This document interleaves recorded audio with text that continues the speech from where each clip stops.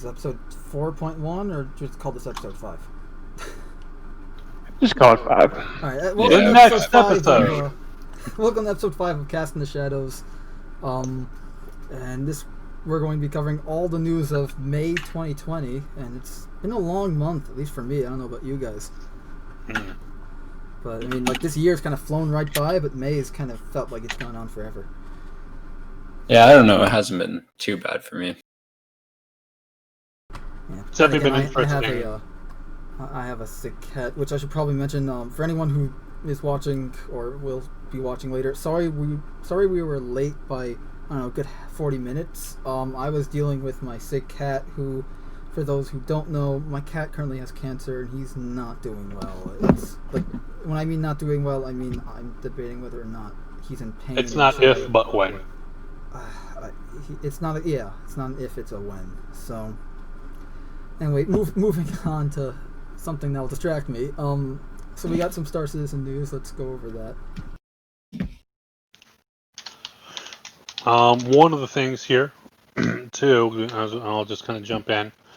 We've been hearing some news with some of the people that look for leaks and data mining and stuff. There is a new mining rover, which was actually the concept of it was first put out during SitCon last year here, and was one of 4 designs that they were like, hey, we want you guys to kind of hear what you guys think about these designs we had, which ones do you like more. There was also a small refinery ship, I think a Tavaran cargo ship, or a Xi'an cargo ship. What was the other one? Then it was like a Xi'an fighter, I think. Tavaran fighter, yeah. Tavaran fighter, a Xi'an cargo ship, and yeah, there was like 2 other things. Refinery, the and then refinery. the mining rover. The mining rover. Apparently, this mining rover, as we've recently heard, is apparently almost completed. There's, from the estimation of other people who have more direct access to the data, they believe it will be releasing here with either 3.10, so the patch coming up at the end of this month, or sometime close to the end of this month, if not later, or possibly 3.11 if there's any issues with it. And it would be a single-seater ground vehicle rover with a mining laser attached, operating as a very low entry point for anyone who wants to get into the mining gameplay. Because the idea of it is they would fit on pretty much any ship that would fit like a Great Cat buggy. So we're talking things like the Cutlass Black, Freelancer, pretty much anything around that could go and hold one of these little itty bitty mining rovers to give more people access to that kind of gameplay without having to buy the Prospector, which is at like $150 right now, and even buying it or renting it in game, that price point is still a little bit high for some people here. So this would give more people able to get in on that gameplay without having to go and spend a whole lot of money here. Yeah, and the other thing is that it allows you to do it without having to buy a specialty ship. You can still use your black. Exactly. The only other notes of interest we've heard with that is that apparently it might have a unique mining head bespoke only to this rover, similar to how some other ships, like for instance the Ares, have their own weapons, tools, that are bespoke only for those ships. They aren't like a standardized form, they are only for that one ship. The mining laser for this rover would be essentially size 0. Right, so like a the smaller ground vehicle components, like the Dragonfly, Mhm. the Nox, Exactly. and the rover. Exactly. Similar to that. So it would be smaller, probably less powerful than even the Prospector's Yeah, standardized mining the laser stock there. laser. Well, Um, that could change in the future. We might Yep. get, like, here's another size 0 mining head that you can replace it with and stuff like that. Yeah, It's exactly. constantly evolving and updating. The other thing too was that it was unknown how the cargo system on it would work. They did say it would have a somewhat similar bag type, like so somewhat similar like cloth bag, kind of like how the Prospector and the Mole have. This kind of fills up, but it's unknown if it would be that same kind of style to where it would just like fill up and then you can just like pop it off, or if there'd be anything else that would need to go with that. It's kind of unknown at this point how they'll want to do that, but considering like detachable cargo is still very much a new thing in terms of actually implementing it in game, that's kind of up in the air here. Yeah, well, and they might tend to do one thing and just have to put it in as right now, but. Yep, and let me just. So yeah, we have that, and then we have. So the Cutlass Blue. Data, you weren't here when we were discussing it last week. Have you tried the Cutlass Blue out yet? No, I have not. Alright, because I haven't either. I still haven't gotten the game since we did the last video, but that's just because I've been super busy and the game's been really glitchy. I've been in one. I haven't actually flown it myself, but the interior of the Blue, it shares the similar like airlock design for the rear door and the side doors there. For as the Cutlass Red there. Of course, the interior has the cargo or the prisoner pods there. Interestingly enough, and one thing I haven't heard mentioned elsewhere, on the back wall on the right-hand side, where normally on the Cutlass Black there's just cargo, in the Blue there is what appears to be a additional weapon storage rack. It looked like it might hold like another maybe like 6 or so FPS weapons, and then it looked like there might also be some kind of a locker next to that. It might be for armor or possibly something else, might just be eye candy. And then in front of all of these weapon racks and the locker there is like a security grate. So obviously, just in case like you're getting a prisoner up to put them in one of the pods and they start fighting you, they can't just like reach over and be like, haha, I now have a weapon. Right, so like similar to... Is it similar to the one that they have at Security Post Korea in the security office on the second deck? You know, where they used to have the weapon lockers, now there's like a... They're actually shotguns, they're supposed to be mounted on the wall, but they're just piled on the floor and there's a grate in front of it, so you can't actually get to them. Yeah, I haven't seen that one specifically, at least not in a while, where I've focused on that. But that does sound similar. It's kind of like what you would expect to see like in a modern nowadays armory if you had like a security grate over, just like a metal grating here, like something you can't like even get your fingers through, something like that. Yep. All right, so we covered Microtech's moons and the prisoner. So let's actually talk about the moons because Data and I were there. Unless you guys have been to the moons in the past week, since we were last on. No, I haven't been to moons. I've just been doing like bounty missions and stuff. Because Data and I, we went to the moons together, and I actually made a video about it, or a video of it on the Mando on my personal channel, so everyone can check that out if they want. But pretty much we saw that each moon has a very different like estimated time of survival on it. You know, one was like 2 hours, another one was like 10 minutes. Oh, okay. Was it based on kind of environment or? Yeah. Because of cold. Yeah, like heat and cold and wind and all that. So. Gotcha. And the temperature was changing depending on how strong the wind was. So do you know what the hardest planet or moon to survive on is? I think it was it Uterp? That sounds right. Yeah. It was like a 10-minute survival. Yeah. Right, with the armor that was rated for what, like -30°C. We were both in medium armor, and it was like less than 10 minutes at times. So. Huh. Okay, and so, all right, upcoming stuff. So the most recent Inside Star Citizen, they showed off the fire effect, or not the effect for fire, but the mechanics for how fire like will spread across a ship, and the re-entry, the new re-entry effects. What do you guys think of that? Those look pretty cool. I really liked how it actually looked like, and they were showing from the ground how you actually see ships entering atmosphere I thought that looked really, really cool, and for a while I've had an idea that I think would be awesome. Like you have a planet that's being held by like Vandal forces or like some bad guy mercs or something like that, and normally of course you try to fly a ship in there, they'll shoot you down, and so instead you go and you shut down all your systems and just fly in during like meteor shower or something for cover. Like, oh, look at all the pretty meteors. Oh, well, plot twist, like half of those are actually ships. You're about to get fucked. Yeah. I'm really looking forward to being able to see other players coming down from space, because right now, even though there can be people there, it still feels really empty. It feels like you're by yourself on a massive. Yeah.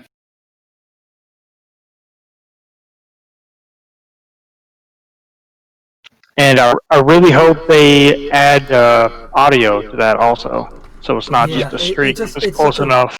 It's such a vast improvement from what we had back in 3.0 and 3.1, where it was just like, for example, you can see the guys moving the ship's orientation, and the fire's actually changing with the orientation, whereas before, like, you can be flying, you can say you're going backwards into the atmosphere, right?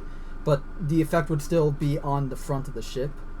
Yeah, it wouldn't change. Remember that? Yeah, it wouldn't actually change depending on your orientation and positioning. It was a static effect. Whereas here now it's a actual effect, and you can see it for like I was blown away when I saw like, oh, we can actually see it when we're on the ground. That's cool, because I wasn't expecting that. Yeah, the Stein field tech. Some of the ships. I was gonna say it makes a lot of sense with how big some of the ships are. Yeah.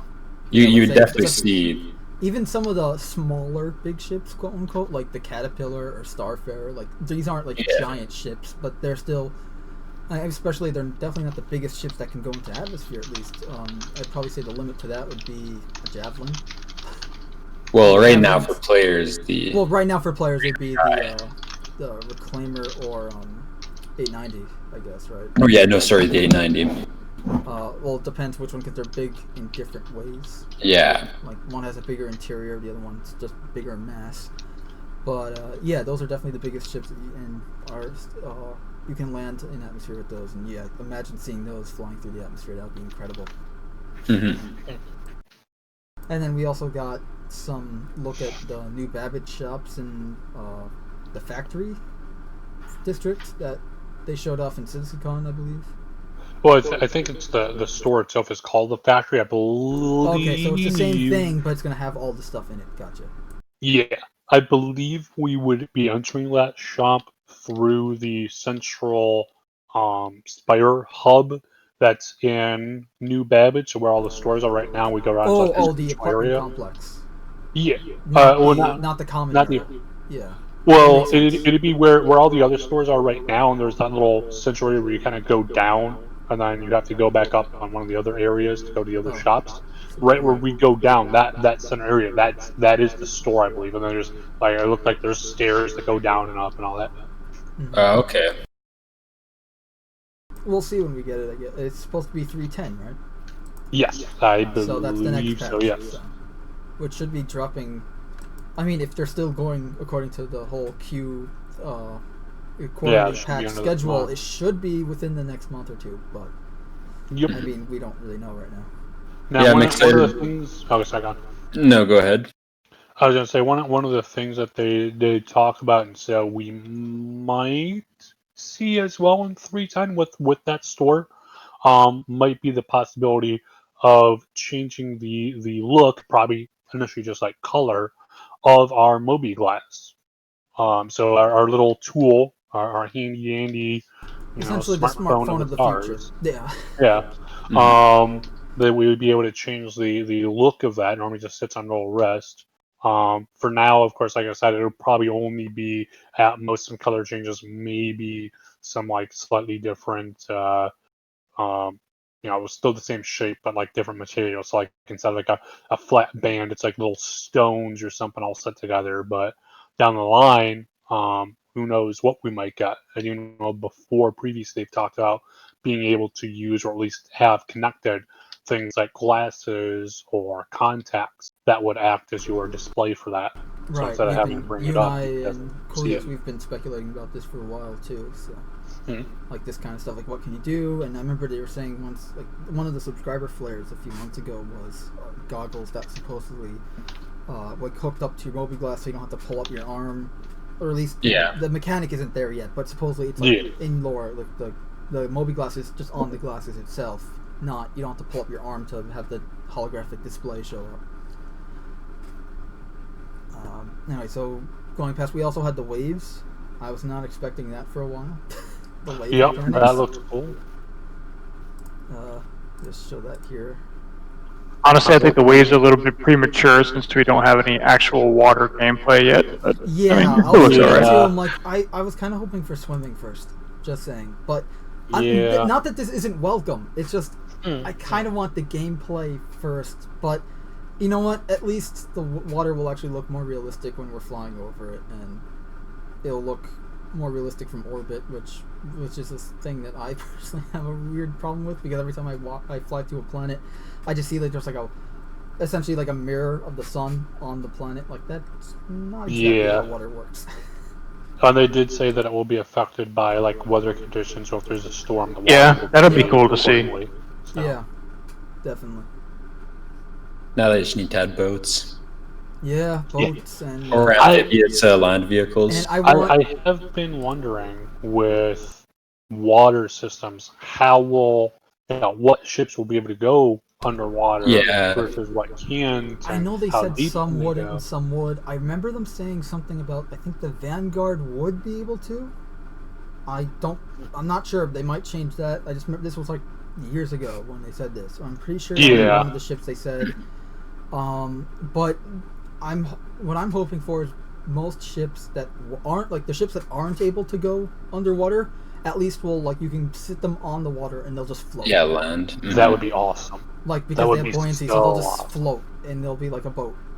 Imagine or even if they're not a boat, you can just land it on the water and just float, and like say you exit the ship from, say just for argument's sake, the Freelancer, you exit from the top airlock somehow. Imagine like an 890 sitting there, and then like you have people using the side doors, and of course you can walk on top of there now. So you have people like sunbathing and stuff and swimming around and shit. I think that'd be pretty cool. We need the swimming mechanics so we actually go in the water and not just instantly die. And then, like I said, it'd be pretty cool if they added some amphibious vehicles to go on land and we need boats, and we need amphibious vehicles for not just boats, like stuff to go underwater. And what I would think would be really cool is, how we have the bunker missions that are underground. You remember back in like 3.4 and 3.5, there was a glitch sometimes where you'd go into a bunker and you'd have this like underwater distortion effect on your visor. I never got that, but I didn't. Sounds cool. Yeah, definitely would be nice. It would be awesome to have like a Navy SEAL insertion. It gave me the idea of what if we had a bunker type mission, but we had to enter it through underwater. Yeah, that would be so cool. Or like so that, cool. Like it's a coal stowed like R&D plant that goes deep underground, and so it's like, well, you could go and kick in the front door or try to cheese your way in, hack the security system or steal something, or a gamer's best friend through the pipes or something, Yeah. Be awesome. Yep. All right, so we got that. What else did we have this week, really? We covered a lot about the stun. Well, the stun / electron weapon. Well, they are the electron weapons, the sniper rifle, and the pistol. Yeah, they're not stun weapons yet. Yeah.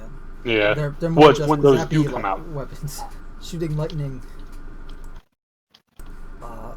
And they haven't talked about the new Gemini weapon yet, have they? The C-54 ballistic SMG. No, they haven't talked about that at all, really. Is that still on the roadmap for? I believe it's still on the roadmap for 310. Let me check real quick. Yep, it is. Cool. Oh, they actually have an image though. Here, I will share the image with the stream. I mean, this is really the best I can do, because otherwise it'll be really blurry, but that looks pretty cool. I mean, I don't know what I was really expecting. It looks like a... Hey, wait a minute. Let me... Ooh, just like a light piping, like blue going through the whole gun. That's pretty cool. Is that? I know we were talking about a screenshot you had seen the other day here. Is that No, that that's weapon? not. That's not the new weapon I was talking about. Oh. Because that was a Castec Arms weapon for sure. This is And- too.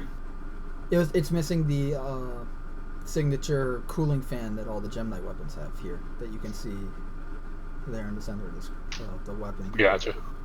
But yeah, All the 310 Gem is Knight stable. It weapons have should that, be a really good update. Hopefully. And here you got the Electron weapons, and we got a new. Oh, we got a mass driver for ship weapons. Yep. Alright, size 1 through 3. But I think that kind of covers it with the Star Citizen news this week. Oh wait, no, we didn't talk about the new no fly zone stuff or the Star Noodler. Yes. Yes. No fly stuff first. Let's do the new no fly zone first. So, well, that was in Inside Star Citizen as well, right? Yeah, I think that's a really good change. Yeah. Honestly. Same here, and you know what it instantly reminded me of? You remember in the beginning of Aliens when they're entering Heaven's Hope, like the planet when you, that's kind of what it reminded me. It also was that in Aliens or Alien? I forget which one, but I think it might have been both. But I just remember they had that kind of like square guide way that they were following. So the actual changes here, what players will be seeing is that right now, no-fly zones are kind of all kinds of janky here. Yeah. Now, all around the spaceport will be a no-fly zone, and that spline there, so that corridor, will be a opening that you will have to follow. And if you deviate from that, and it actually shows it in the clip here somewhere, if you try to fly, like if you try to bump out of that corridor, it will actually wrest control of your ship away from you and throw you back in there, going, "Hey, no, you don't do that." The only thing I hope they will add to that later on is that if I'm close enough to go and request that landing request to open up that spline, at this point, can you just take control of my ship and fly me right into the hangar, please? I mean, I'm lazy. I want to be doing other stuff while it's flying me in here. It so would be nice to have some kind of this. like I know they said no autopilot, but can we at least have an auto land? Like we have a Yeah, well, I mean, it wouldn't be an autopilot, just an auto land. Well, they essentially had the auto land for a bit there. Yeah, I mean, if you're close enough to the pad, it does it already. So it's like with this, it would just be an extension of the current auto land system. In my mind. Yeah, but we don't know what that would have to be behind the scenes, like how much. True. It definitely wouldn't be an easy system there. It's one thing if you're just hovering right above the pad and then it just takes over your thrusters and lowers you slowly. Yeah, to be fair, they're going to have to write that tech anyway for NPCs, because the NPCs are going to have to request landing zones and get their own splines, just like we do. So the tech's already, technically speaking, going to be there. So one thing I would like to ask you guys is, I was reading a lot of comments on the YouTube video after they put out the Inside Starter System, and there were many people who were a little bit irritated that they felt, I guess, that their freedom was being taken away because they want to fly low, and I get it. So what do you guys think about autopilot taking over? Well, yeah, I get that, especially since I don't know, is it going to. When it comes it's to going to be around the spaceports. It's not going to be over like the entire city. And that was actually part of the point, is that I think they were saying over most of the city now there will not be a restricted area. It's mostly over just like the actual the actual areas where you can shop at, because obviously they don't want someone like kamikaze your shopping plaza or something like that. And the spaceport itself will be the only no-fly zone. So everywhere else you can still fly in close like that. And see everything. It's well, just when you're that also depends on the planet, though. So, like, ArcCorp, since it's mostly a city, will probably mostly have a no-fly zone. Yeah, well, it kind of has that already. Like, I think you'll be able to actually go deeper in than you can now. The only areas that will be restricted are the actual areas where the players can walk. I've tested it. At the moment, you can go as low as 450 meters altitude. That's pretty darn and then close. autopilot takes over. So. Well, and I mean, I'm fine with it because it kind of makes sense, right? Like it's a restricted fly zone. You're not just going to be able, you're assuming today, or assuming like yeah, you're flying over stores and stuff like that. They don't want you to just be like coming Park your ship 5 feet above somebody's head, like swinging. I get that, but at least when it comes to New Babbage, just because the layout of that city, I want to be able to just land right next to the common area, right? Yeah, and then go into the and ground just entrance. Yeah, you should be able not have to. to land at the spaceport and everything. Just land there. Yeah, as I think you'd be able to do that. Like a month ago. Now you might need to park like maybe 50 meters, 100 meters off. I don't care if I have to park a few meters off. As long as I can have to walk the rest. As long as it's not you should be able to do that. I think or two. I'm fine. Yeah. Well, one thing I wish people would keep in mind when they come out with new systems like this is that they're still testing it. Yeah, they could decide that, hey, this isn't good at all, and we're going to... Yeah, that's the whole point of it. They'll see how we respond to it, and then change it depending on the feedback. I was going to say, it would be interesting if, depending on which planet you're on, or which, like, I guess, Crusader, Microtech, if they made stricter, looser policies depending on where you are, right? I mean, it would make sense. That a densely populated area would have a much more controlled flight area than, say, a moon. Our Corp would have the most controlled compared to New Babbage would probably have the least controlled and Well, Grimhex will probably be the least controlled, but that's not really necessarily a planet. I meant of the major actual cities on the planet, not space stations. But I'm maybe there was because all we have right now is our Area 18, New Babbage, and Lorville. So of the three major cities, Yeah. So one of the other arguments that I read that kind of makes sense to me is that since they have a law system in the game, would it be better to give the players the ability to break the law, as in go into the restricted areas, but the consequence would be that you face criminal charges or possibly even risk being killed by security because you're not supposed to be there, instead of autopilot taking over. I would agree with that more. Yeah. Yeah, especially since realistically, if you're invading, say you're going over a specific airspace unannounced, illegally, they can shoot you down. That's just how it is today. Yeah. It makes sense. The one caveat that I would say that I agree with here is that landing zones, or where you have players out in open air, you do not want them there be hit by aircraft. Has to be a redirect for your ship to automatically rest control, so you can't just I was going to say that too. It's just they can't be kamikazing like if you have an open air shopping plaza like Area 18, you can't if you get too close, your ship will be automatically taking control of it and flown away from there. So you can't just be like drive your fucking 890 right into the central shopping plaza and nah. Yeah, because that would not be fun for most people.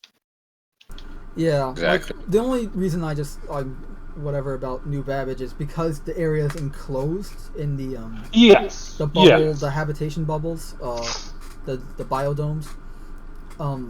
It'd be like, okay, just land outside, go through the airlock, and then go inside. And that I can understand. Or something similar with like maybe with Area 18 in the open. Which and if they. I was going to say for New Babbage or somewhere like that where it's enclosed, right? If what they did was just take away the no-fly zone and then just have a fine if you damage there, Yeah. Right. Like if you crash your ship there, it's damages. Yeah, I'd be more open to that, honestly. But again, we'll see if it's good or bad, and obviously the feedback will definitely. So I just thought about this. All right.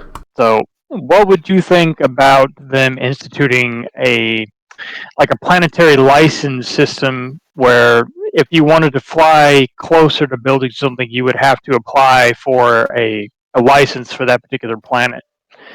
As long as I don't have to do it every patch, I'm game. Yeah. I mean, honestly, I would be fine with that. That would limit the number of people, kind of like they have it now. Like, not everybody can fly an aircraft because, not everyone. You don't want everybody. Pilot, so that's I'd say go. Yeah, that would be awesome. And then just have it so it's a mission that you have to do. A few years ago. Now, one thing that might be cool on top of that idea would be if it was like, for instance, let's say with like Area 18 would have a very strict, like, let's say you have to do a flying test to be able to get it. It's not just like Yeah. some forms or some BS. Like you actually have to like do a flying test to prove, hey, you actually know what the fuck you're doing here. But then and let's say, for example, you also have let's say if you have a planet somewhat similar to Grimhex, where the planet is just like a very gray area in terms of legality and stuff, and they have one where it's pretty much like, you got a ship, yeah, you didn't crash flying in, yeah, all right, here's your license. So then if I have an Area 18 license, I can go and take that, and it's acknowledged by, say, Microtech and Levski and Hurston and all this other stuff. But then if I have a Grimhex planet license, they go, yeah, we don't acknowledge that there. You're gonna have to take our test to get a license here. I guess the equivalent of that would really be like a Levski license, because that would definitely not be taken probably in any of the other planets. Yeah, and but I mean, if you have a license from like one of the say Microtech or Crusader, everyone else would probably allow you in. Yeah. But if you have, say, only like ArcCorp or definitely like a Lorville one, or would be Hurston, I guess, because that's the company. Then there'd be like it'd only be taken some places, but not all places. So yeah, I can see that already. Yeah. And a subset of gameplay from that would be that maybe you could do taxi missions within a city, or transfer people from building to building instead of having to go to the spaceport. Yeah. Well, yeah, and I was gonna say for like bounties and stuff like that, assuming you're dropping the bounty off in a specific area, like in the future, you'd probably have to have a license to fly in that space, right? Yeah, that'd be cool. Well, flying like your hawk in there. Well, that's what I guess. Yeah, like a bounty already. Like we kind of already have the bounty authorization assessment and pro tem. Yeah, exactly. So that would just apply to the flying licenses, which I guess in the future maybe those will be more evolved, like both the way you get them, but also what they do for you, like in terms of what they open in terms of gameplay options for you. Maybe they'll be more evolved, like, okay, this serves as like a license that allows me to go to specific areas and places that normally I wouldn't be able to. You have access to certain guns and stuff that Yeah, that sounds like that'd be a really cool idea. Because then also too, I mean, especially with some ships, like for instance the Hawk, with it being a supposed bounty hunting ship, and it being very lackluster in its combat abilities there, the ability to instead be like, hey, if I apply for this license, I can go into the city, into areas where normal people can't go, track my target down and be like, hey, you're coming with me. And they're like, oh shit! And they're in the city. Because they don't have that license, they're trying to run back to the spaceport, or they have a buddy going, hey, fuck the fines, I need you to pick me up right the hell now. And his buddy comes in like a fucking Pisces or whatever. Yeah. Yeah, and just going off a bit on a tangent, we need ground, like FPS bounty hunting missions. Yeah. We need bounty hunting missions that aren't just dogfighting. And yeah, the player ones sometimes do that, but I mean, like 10% of the player bounty hunting missions you're going to be running are going to be FPS. 90% of the time it's going to be ship combat. So. Yep. Yeah, and I mean, once they add in the NPC body dragging, they should absolutely add in a bounty hunting mission where you actually have to go, knock somebody out. Yeah, especially since I'm hoping for non-lethal. We do have non-lethal fisticuff gameplay, but I'm hoping with body dragging maybe they'll add stuff like within city limits and add more, because we need more gameplay, not just on the ground for people who want to play more FPS gameplay, but we also need more sort of, I guess, that type of gameplay, but within the cities. Like, as you said, you're tracking down a bounty, a target within the city, say within New Babbage, you're chasing him, within the common area or something like that, and he's running through bars and people and all that. As far as that goes, I think there's two main things that are holding it back, and one is the server frame rate is too low, and two is they don't quite have the AI where they need them to be smart. Yeah. Right. Yeah, that's true. But I'm not saying it has to be this instant. I'm just saying when this is more like after they get server meshing done. Yeah. Because that's a bit more of a priority. Alright, so I think that's kind of it for Starses, unless any of you have anything else. Oh, Well, I mean, Star we Noodler. didn't talk about the Star Noodler. Yeah, I was gonna Okay, so the say. Yeah. Star Noodler, let me get that up real quick, because people watching who aren't that big into Star Citizen as we are probably have no idea what we're talking about.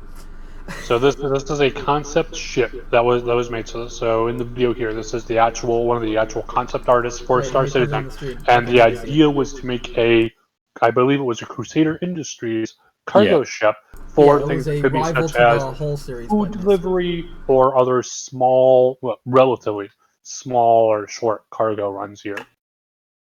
And of course, Big Benny's being one of the food industries that has been memeified a bit in the community. It has been called the Star Nuclear now. Because it's used to deliver noodles. Yeah. And also prisoners, if this ship becomes real. Do you remember Yeah. that? That would be pretty One of the cool. things too they discussed, again, mostly tongue in cheek here, was the idea of having components on the outside, so facing the because the cargo would be exterior on this ship, having the components, so your like shield generators, power plants, that kind of stuff, on the exterior, so any additional heat would be vented to the cargo containers to keep the food warm. Of course, my first thought on that was that, oh, let's have all the components on the outside, so it's a nice, easy shot to disable your ship.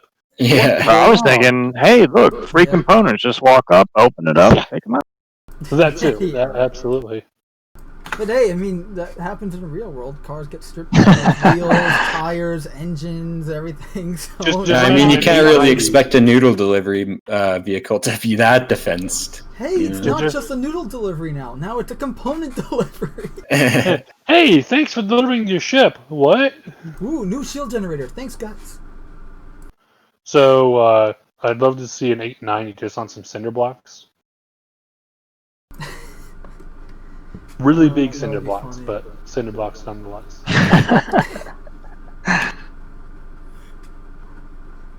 Okay, so I think that's it for Star Citizen. So let me just quickly get next tab. So we haven't talked about Bethesda. Actually, we did a little bit, not last week or last month, but we have a little bit. So Bethesda's pathetic monetization. We talk about this a lot in the show as a joke, but also it's the truth. And during I think it was April and May, they had a thing where Bethesda's monetization, Fallout 76's monetization is kind of just getting completely out of hand. It started from it was going to be cosmetic only, to them, and like the devs were like saying no, it's only going to be cosmetic, and then from there it went repair kits where you can pay to.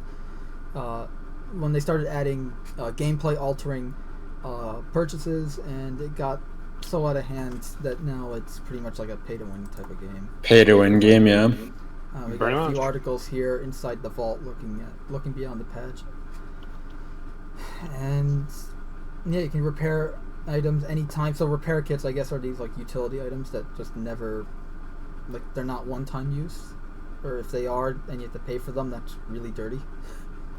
Also, Yeah. I think there was talk of having something to where you would have a inventory you could put components or like crafting materials, and they would instantly go to the material storage for that, like anywhere you Oh are. yeah, the like some kind of junk bin or something. Yeah. Yeah. And then also too, there is a pay only component storage normally for those of you who do not pay for their Fallout first service, as they call it. Oh, you mean the $100 a year Fallout? Yes, first or Fallout like 76 $13 a subscription. month. Yeah. If you do not pay for this, then all of your crafting material storage that goes into your regular storage, which is capped at something like 800 pounds, which stinks when weapons are something like 30, 40 pounds on an individual basis. And also too, ammunition weighs, healing items weigh, everything has some amount of weight, and that is your total lifetime complete storage. Now again, if you pay them their money there, and again, this is on top of the price point of the game, which itself is still I think in It's most places it's still like $60 or $45. something, right? So if you pay this extra subscription fee for them, then you get a infinite crafting component storage. So that would mean then that any materials that you've ripped down to things like wood or screws or steel, whatever, you can have a infinite amount of this material that again other players do not have access to a infinite storage. They have to use their regular, and you get your regular player storage on top of that for things such as weapons, armor, healing items, what have you. Which it's kind of disappointing to hear because from what I was hearing, they started to make Fallout 76 a little bit better. Yeah, it seemed like they have been starting to trend in that line. They actually did originally the original player limit cap was 300 pounds. And again, this is not 300 items or 800 items as the new cap is. It's It's 800 weapons depending on what they pounds weigh, yeah. of gear. So again, if I have Yeah. a weapon that weighs 40 pounds, that will take up 40 pounds worth of weight from that total. I don't know why, of course, weight has to do anything at all with size. If it was more like a grid-based inventory system, that I could understand to a point, but whatever. Yeah. But they did increase that cap from the original 300 to 800. But even then, if that was such as their party line of it goes, that it's that the server can't handle so many items, well then why are you giving infinite storage to some players and Yeah, to others? exactly. Yeah, they're adding. Makes no sense. Supposedly they're adding a season pass type system now. I think from this image I'm looking at, right? Well, they have like seasons of content, but it's not. I don't believe that It's they not a season yet. pass thing. They haven't yet at least locked actual like story content or anything like that behind a paywall yet. Alright, well, it's either way. This is just a sad game, and the fact that we're Yeah, still hearing news about it 2 years later, almost 2 years later, and almost all of it's it negative. nothing good. And you've played, it, so Yes, you know better they than did all of actually us. add NPCs back in the latest update to it, but it's still for especially for a game that originally was like, hey, we're taking out all NPCs, all story elements except for essentially notes and voice recordings to make a trail of breadcrumbs you follow. That was the way they had it built, the story, quote unquote, for it before. And then for them to re-add NPCs after it was wildly apparent that, hey, if you remove 90% of your story elements and this go, oh, player interactions in a multiplayer environment will take care of all of that.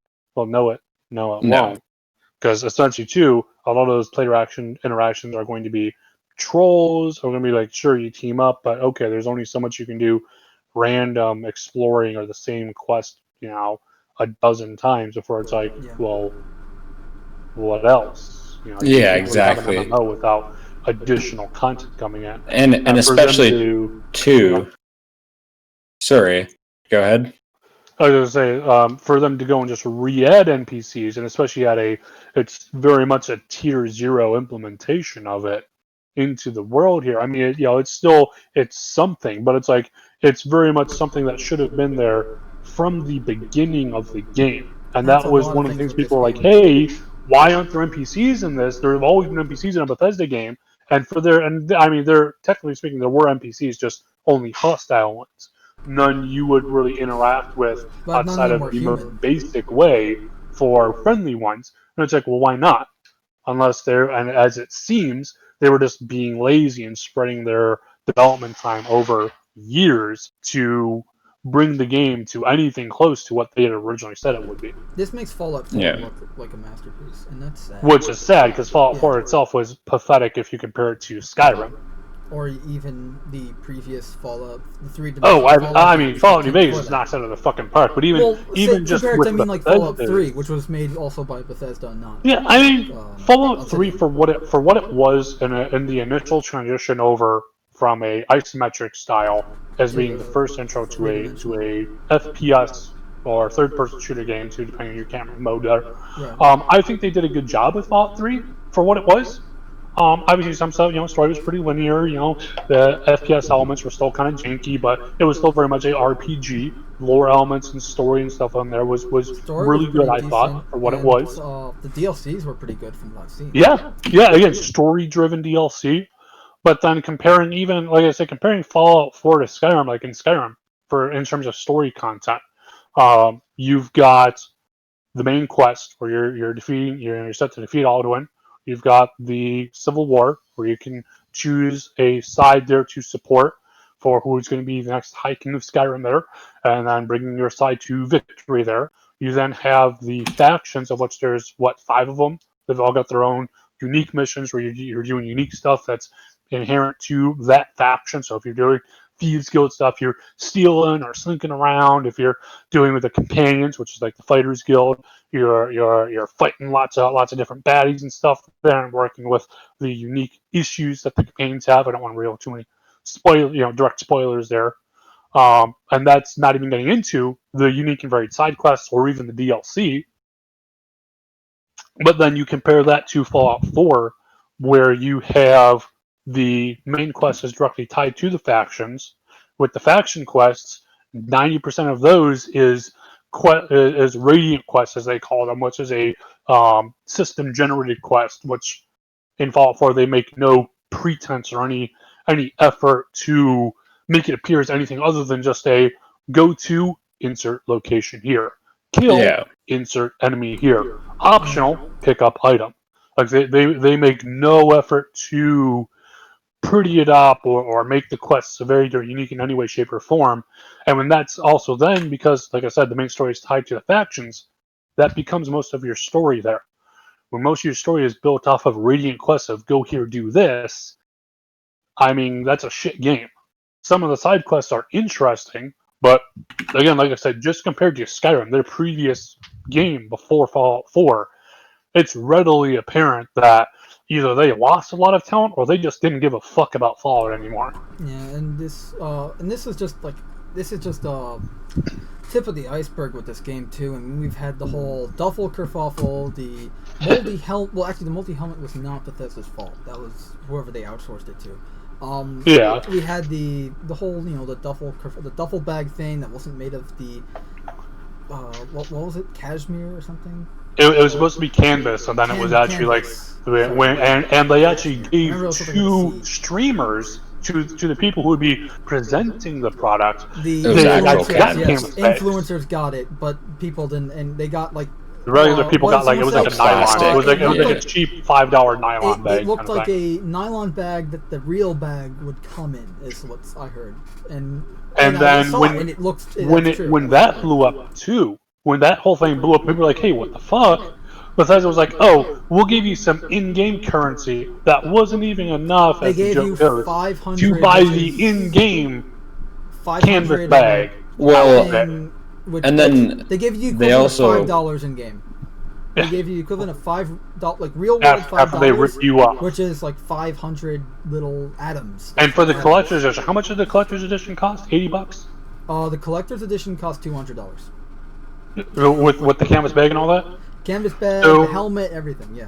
So Yeah. they made an extra, essentially $140 off of you, and to thank you for accepting their paltry offers there and for screwing you over, they gave you less than $5 worth of their in-game credit. And we're Good not. job, Bethesda. And don't let us forget the thing with the scotch or something, right? I was gonna say, so with the Nuka-Cola, essentially Nuka-Cola in game, dark. if you in game, if you know what the Nuka-Cola bottle looks like, right? I can get an image of it. They were selling a Nuka-Cola Dark, which was a rum, right? And essentially, they had they had advertised it to look like you were getting the glass bottle, like an actual glass Nuka-Cola bottle, right? Well, Nuka Dark bottle. But essentially, what they did is they went out and they mass-produced normal bottles and then put plastic coverings over top instead of actually just making a glass bottle. But they had advertised it as being like essentially the glass bottle. Yep. Like, So you were getting cheap go. plastic. You were getting cheap plastic where you expected to get like a novelty glass bottle, right? Yeah, and And they were like, it was actually hard. One of the excuses I heard was like, it was actually harder to code the bottle, the plastic, the code, the physical, like the digital bottle to make the plastic mold based on it. And like, then why not make the glass? Yeah, then if it's more like, harder to make a worse product, what the fuck? Yeah, and if you kept it in the plastic bottle, it would like pour inside the lip, and you'd lose a lot of the rum. And the sticker was like cheap enough that like just water would make it fall off. Well, and it's a terrible product in general. You're either so out of touch with your customer base to the point where you don't see that they'd want like an actual quality novelty product. Either that, or you just don't care and you want money, right? Like, and with everything else, we're pretty sure it's to the point where. And now I'll say before Fallout 4, I was definitely a Bethesda fanboy. They can do no wrong, because I mean, especially after Fallout 3, I was like, hey, I absolutely loved it. Fallout New Vegas after that, where they allowed Obsidian to go and make that, I was like, and then Skyrim came out. I'm like, man, this is just getting better and better. They're amazing. This is great. I can't wait for the next thing. And then they go and shoot themselves in the foot over and over and over and also, over. you can get a real glass bottle on Etsy. Like a real for how much? For how much? So there's one that it says $7.10. I don't know I if think they they empty bottle or not, but I mean, I honestly, if me personally, I'd rather have an empty bottle so I can fill it with whatever I want. But there were people on like Etsy or whatever selling, I think, for cheaper, like an actual glass bottle. Oh yeah. Well, like, that's just pathetically sad when general just random content producers can make shit at a better quality at a lower price point than your own fucking company. Come on, that's pathetic. Well, that's why I always say we live in a time where the knockoffs and parodies are better and more true to the original product than the official products of today. Yeah. I mean, I even put that's a quote I say a lot if anyone's watching. I put that on our YouTube page. So it's not wrong. Yeah, exactly. Which, if you're not going to put the effort into making the product, what's even the point in making? You're just going to damage your image. Like, and I don't think Bethesda understands that. So, I think they're thinking that if they can appeal to the masses enough, they don't have to care about their image. Kind of like how like EA does, or how Call of Duty did for a while. To where, well, we don't need to worry about our image. We'll just keep raking it in with all the people who don't care about image, and who just care about the title. You know what? This is a great segue, because I guess we're gonna go out of order a bit. This is a great segue to go into. Speaking of everyone's Battlefield for Battlefield 5, EA DICE stopped support for Battlefield 5. It's dead. They shut it down. Yep. It's dead. Which is crazy. How long ago did it come out? It was 2000, same year as Fallout 76, 2018. So literally less than 2 years. You know how. You know when that game came out, I think like a week or so. It was within a month after the game came out in 2018. You know how much EA stock fell? 40%. Yeah, it's 40%. That's not 40 points. That's not $40. 40%. Yeah. Damn. But with what's currently going on, I've said it before. I'm very scared to see what Elder Scrolls 6 looks like. I agree. Just because with the shit that's going on. And Starfield, because Starfield's their next game here, so I'm definitely. If you want a good RPG that's in the same style of Fallout, I mean, it's not the best thing, but I just saw an image here video here that's going on the Kotaku thing. It's the Outer Worlds. Yeah, I was gonna say I've heard Outer Worlds is pretty good. The Outer Worlds.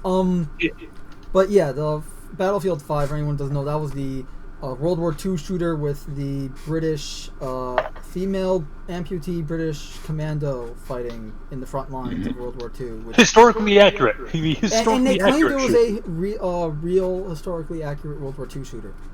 And that anyone who disagrees with them is sexist. Yeah, so remember, learn your history, folks. Yeah, this is something that bugs me personally a lot, because I hate it when people rewrite history, especially when it comes to the Holocaust and World War II. because we still have countries today that deny the Holocaust happened, and it freaking For those who don't know, Merc here is Jewish, so yes, obviously I am something Jewish. near and dear to So him. it is that's why I say it's personal, because it is personal. And yeah, I hate it when people do that, because in my experience growing up, I've grown up with a lot of people like around me that, not honestly like friends or whatever, but I mean like people in the city and all that, will say that Holocaust didn't happen, or I've dealt with anti-Semitism a lot, so it's not. I just don't like it when you see World War II. Like, it's one thing to see a fictionalized World War II, like say what Marvel does, with Captain America and the Red Skull. That's fine. But when you're trying to say it's history, these alternate histories, that's fine. But when you're saying it's accurate, and you're saying it's a real World War II simulator or whatever, and then you just straight up rewrite history because it's politically correct and strong women, female power, stunning and brave, blah blah blah. I have a problem with that. And that's not to say, look, I'm not going to say, well, there were no women fighting World War II. There were. But they weren't soldiers. They were resistance members or something. But well, I mean, you did have the Soviet snipers in Russia. I was going to say, female. Yeah, I think there was a tanker, British or American. Yes, for the most part, their frontline fighters were men for the most part. I'm not talking about Russia. I mean, nothing against. Well, I mean, that's a. So, anyway, all right. So let's just move on, because we have our next topic. I'm just gonna get into. We got some updates on the. Speaking of Bethesda, we got some updates on the. What's-my-face thing here? I'm blanking his name. The thing Mick Gordon, stuff, Doom Eternal's composer, Mick Gordon. He also did Doom 2016. He was leaving Bethesda. Last we covered it was, I think, in March or April. I don't remember when, but he left Bethesda because they mishandled the track for the game, the mix. We were talking. Mix.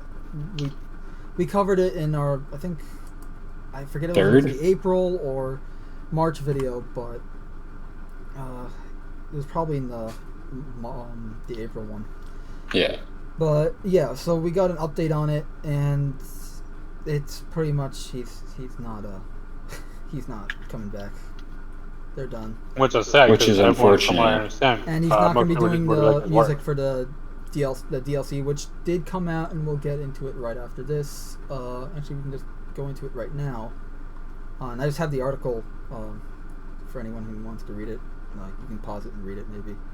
But unless you want us to read it, but I mean, none of us can. Which it's just sad, because it is sad. I love Doom Eternal was such a good game. I still haven't played it, and we'll get into that right now, actually, because Doom Eternal had its first DLC this past when was it? This early May, I guess.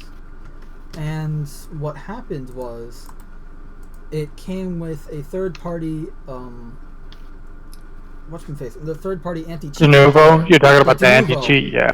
And now, why is this a problem? The problem is when you load up the game, it doesn't. Unlike the Valorant one that we covered in the April episode, this one only starts up when you start up the game.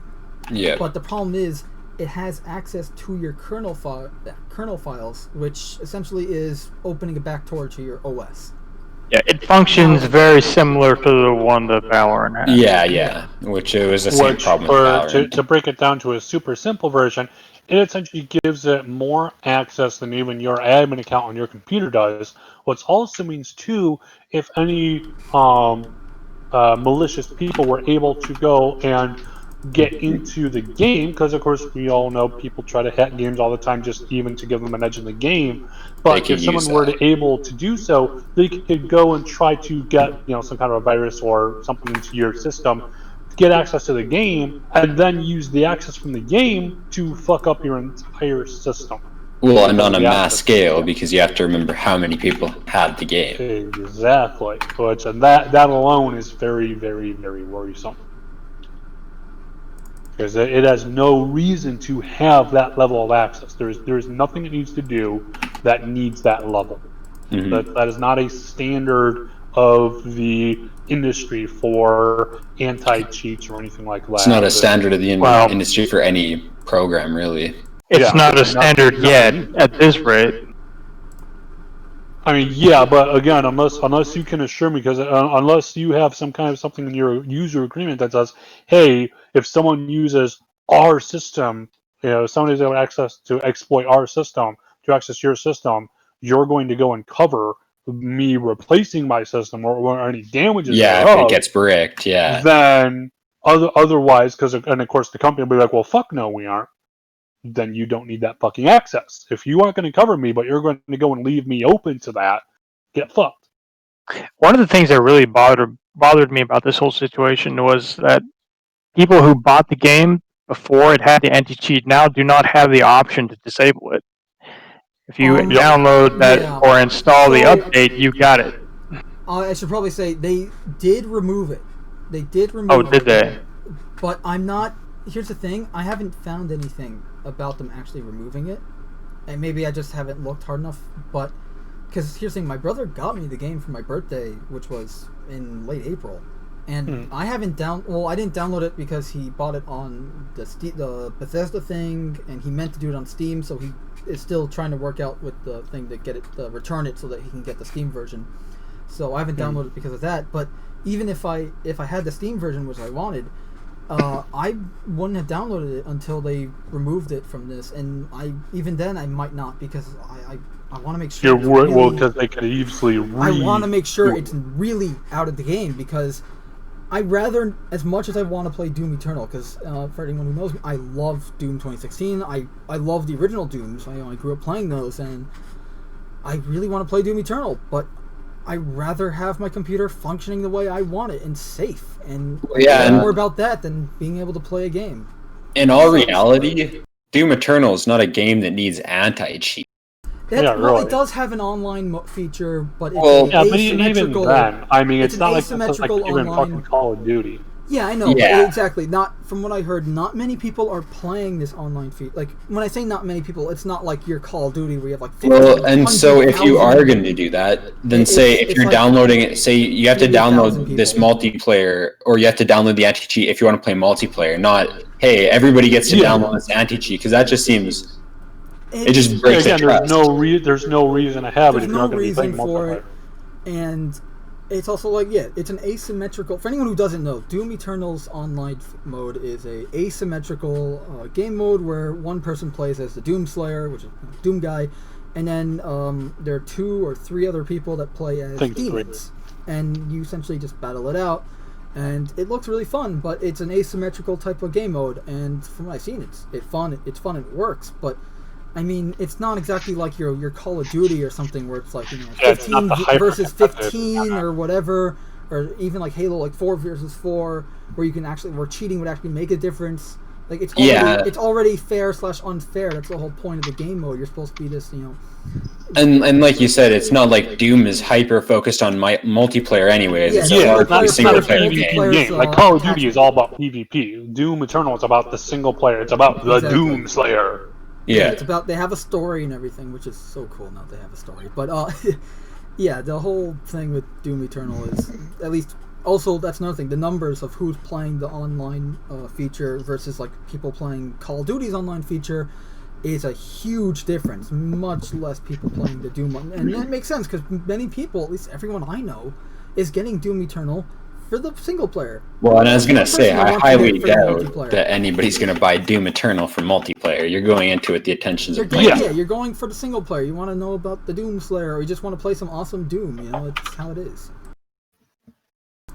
So I have like a freaking ton of articles about this whole thing, but they did say to remove it. So I think next month we'll definitely come back with an update on this, because I'm gonna be keeping track of this whole thing because I'm curious about it and because I want to play this game. But aside from that, let's just move on and just quickly cover The Last of Us 2 copyright striking. So for anyone who doesn't know, this past month of May, copyright striking, ownership, and legality of video games and AAA gaming publishers have been going out of control, specifically with Ubisoft and Sony. Now what I mean with that is, Ubisoft has created this like agreement thing for some of their games now, where you're essentially like, as some people jokingly say, like Ubisoft now owns your soul, and with Sony, they've been copyright striking anyone that even mentions Last of Us 2 in a video. I don't know if they're still doing it. I don't care because I can just re-upload this video as many times as I want. I stopped caring about what words I can and can't say on YouTube. You know, especially since I don't like, as much as I'd love to be monetized on YouTube with this show.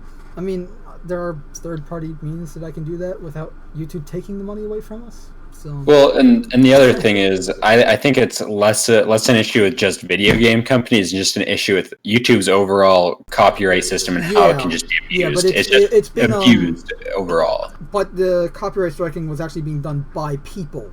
Yeah. In Sony and Naughty Dog specifically, because that's the guys that make Last of Us 2, and let me actually get some of the articles here because I don't remember all. This is something I haven't really been following so closely.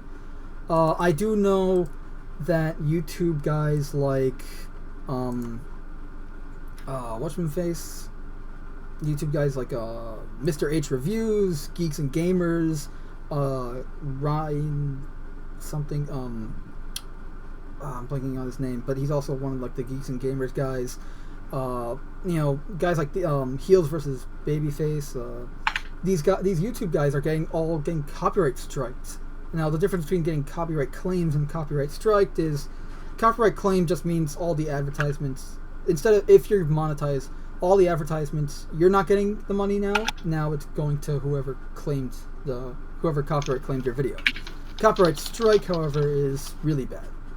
Yeah, it takes your video down. It's 3 strikes and you're out forever.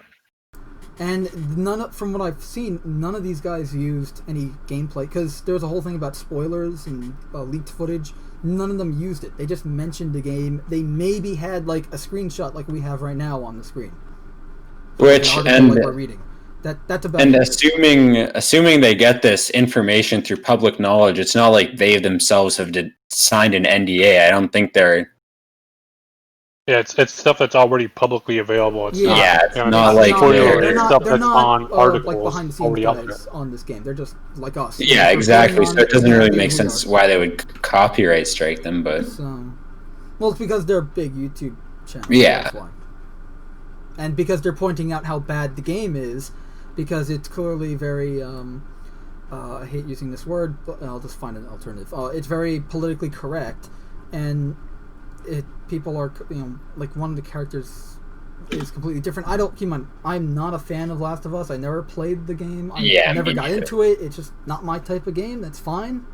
I have nothing so this doesn't really affect me personally. You don't really have a horse in the race anyway. I don't have a horse in the race. I don't know about you guys. I think we've talked about this before. No, I've never played it. Yeah, but I mean, supposedly it's very politically correct, and that's pissing a lot of people off. And what I've noticed is when you have a bad product and like something gets leaked, the corporations tend to get really on top of things and try to cover it up, and they do it really badly.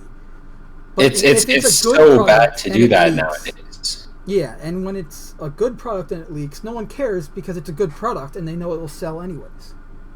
Yeah, Cyberpunk. That's like Cyberpunk. Which, like I said, before it might have been, oh, it's a bad game. There's people reviewing, let's try and keep it down. But with now how it is, if you try and copyright strike or anything like that, you're just going to bring more publicity to it. Yeah, and we've seen more time negative. And time again where it's like even relatively small things, stuff that would otherwise be relatively ignored or just like, okay, whatever. But it gets blown into such a big thing by the company that it then brings the whole shit show into it. And it's like, you've just now brought even far, far worse attention than you would have had if you would just own up and be like, come on, guys, come on, be nice. Don't give any spoilers out. Hey, can you not put that in your video? If you were to just kind of just be like, okay, come on, work with us here, that kind of thing, versus we're predicting legal action against you and blah blah blah blah blah, and then it just blows up everywhere, and it's like, hey, you're a dumbass now. You've now put that unless you wanted, all this negative publicity, in which case, hey, good job, objective achieved. There's a term for it. I forgot what it was. It was like some celebrity had like a photo of like their like a house or like like some kind of a some kind of location they owned or something, and it was just like using like a random thing or something like that, and they like made this huge big stink about it, and it blew it out of proportion, and then people were like, oh, this person, you know, and then once people found out more about it, they're like, oh, this person was trying to hide this, and now they're in a far worse position than they would have been if they just let it go. I forgot Yeah, what they that should term have was. went whatever. That's how it is. Yeah. But it is definitely a trend now we're seeing with companies where it's much less about, hey, you know, let's all just, the product is what it is, and we'll just kind of roll with it. To we're gonna go, we know we've made a shit product. We're gonna go and stamp down on anyone who dares to try to say that until we've made that initial money, and then after that, we don't give a fuck about you Right. because we've made our money. Yeah, they're not interested in fixing the problem. They're interested in just telling everybody who has a bad opinion. Points it out. Quiet. Yeah, Yeah. Well, if fuck. you don't have an Sadly, opinion that that agrees is with how them, it you're seems. wrong. That's how it is. If you don't agree with them, then you're wrong. So, That seems to be at least companies that's what I'm and getting from all this. It's a apparently lot of entities in general nowadays seem to have that kind of opinion, which is really, really sad, because it's like at that point it's no longer even a discussion. It's like, well, why do you think the product's bad? What choices did we make that you did like, and what choices didn't you like? And if you see, okay, the majority of people who played our last game thought, this choice was really bad, these choices were good, and then using that to go and evolve your product further with your next iteration of it or anything like that.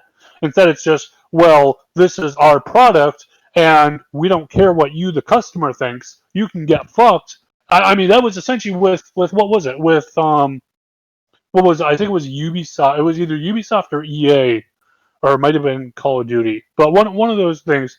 I think it was with Battlefield 5. Where they were like, well, hey, if with the whole thing of like, well, hey, you claim this is a historically accurate game, but you are very clearly emphasizing non-historical aspects of it here. Which, I mean, obviously it's a video game. Obviously, it's going to be in some case, it's for the most part not going to be wholly true Yeah, to being historically accurate. But when you are emphasizing that it blatant is. changes to this while trying to say it's historically accurate, and to this response, again, the Call of Duty was pretty much like, well, if you don't like it, don't buy it. And like, why were our sales so low? What happened? What do you think happened? that You was told EA with Battlefield 5. It's like if you don't like Okay, it, yeah. that was It's like that you was told what, everyone to piss off if they don't I like your believe- product, and people pissed off. Are you surprised? Yeah, I believe that was what Andrew Wilson of the CEO of EA said about the feedback of the reveal trailer for Battlefield 5 when everyone saw the whole inaccurate World War II thing. So Yeah, Which, it's just like you said, it's not about the fact that you have, say, a misaccurate representation of World War II in a video game, right? It's the fact that you have a misrepresentation of World War II in a video game, and you're claiming it's accurate. right, exactly. It's like if you want to history. say, hey, this is an alternate history kind of thing. I mean, like look at Wolfenstein. Yeah, Wolfenstein with that. I mean, it's very clearly an alternate history where the Nazis had won World War II, and it's like something like, what, 20, 30 years later, or something like that. So they've Yeah. pretty much taken over the whole world. You're fighting against them. Obviously, this didn't happen. They're not claiming to be historically accurate, but they're going, hey, what if this? Okay, and if you want to make your game about that, cool, sounds interesting. Do it.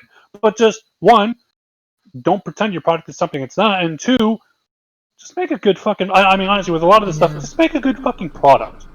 Like, don't if you make a But character, that doesn't matter anymore because now quality comes after your agenda and the narrative that they all want to push because that seems more important. Exactly. You can see it in the comics. Because it's like you see it in if you movies, want see a it in strong TV, female character, and sure. you see it in certain video games.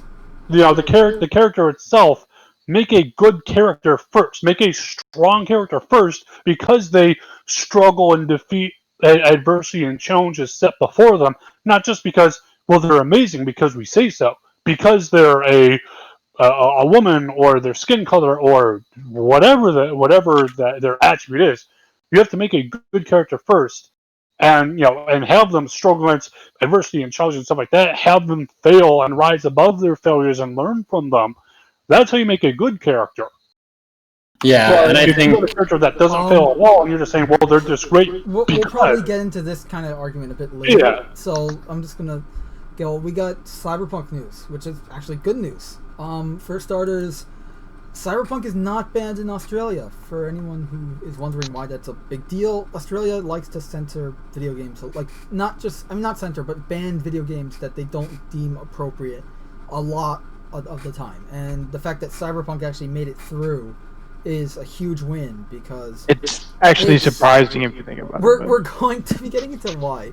Well, for starters, Cyberpunk will now have we got a rating and a lot of content, customizable genitals, first-person sex scenes, and Well, a not- quote from the not only devs saying do- that we don't f around after they told us that all the sex scenes are motion captured. I know. I love it. One thing too, I'll note too.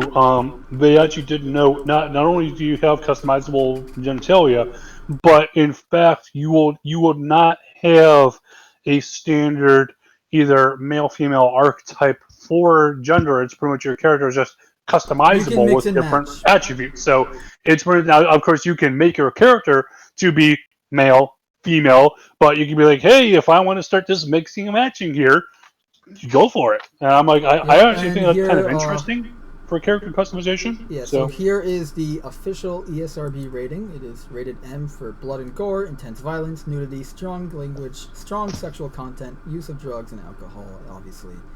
And here's the whole thing, you know. It's a first-person RPG shooter, which players... Well, yeah, and this says depicts partially nude characters. So I don't know if they have.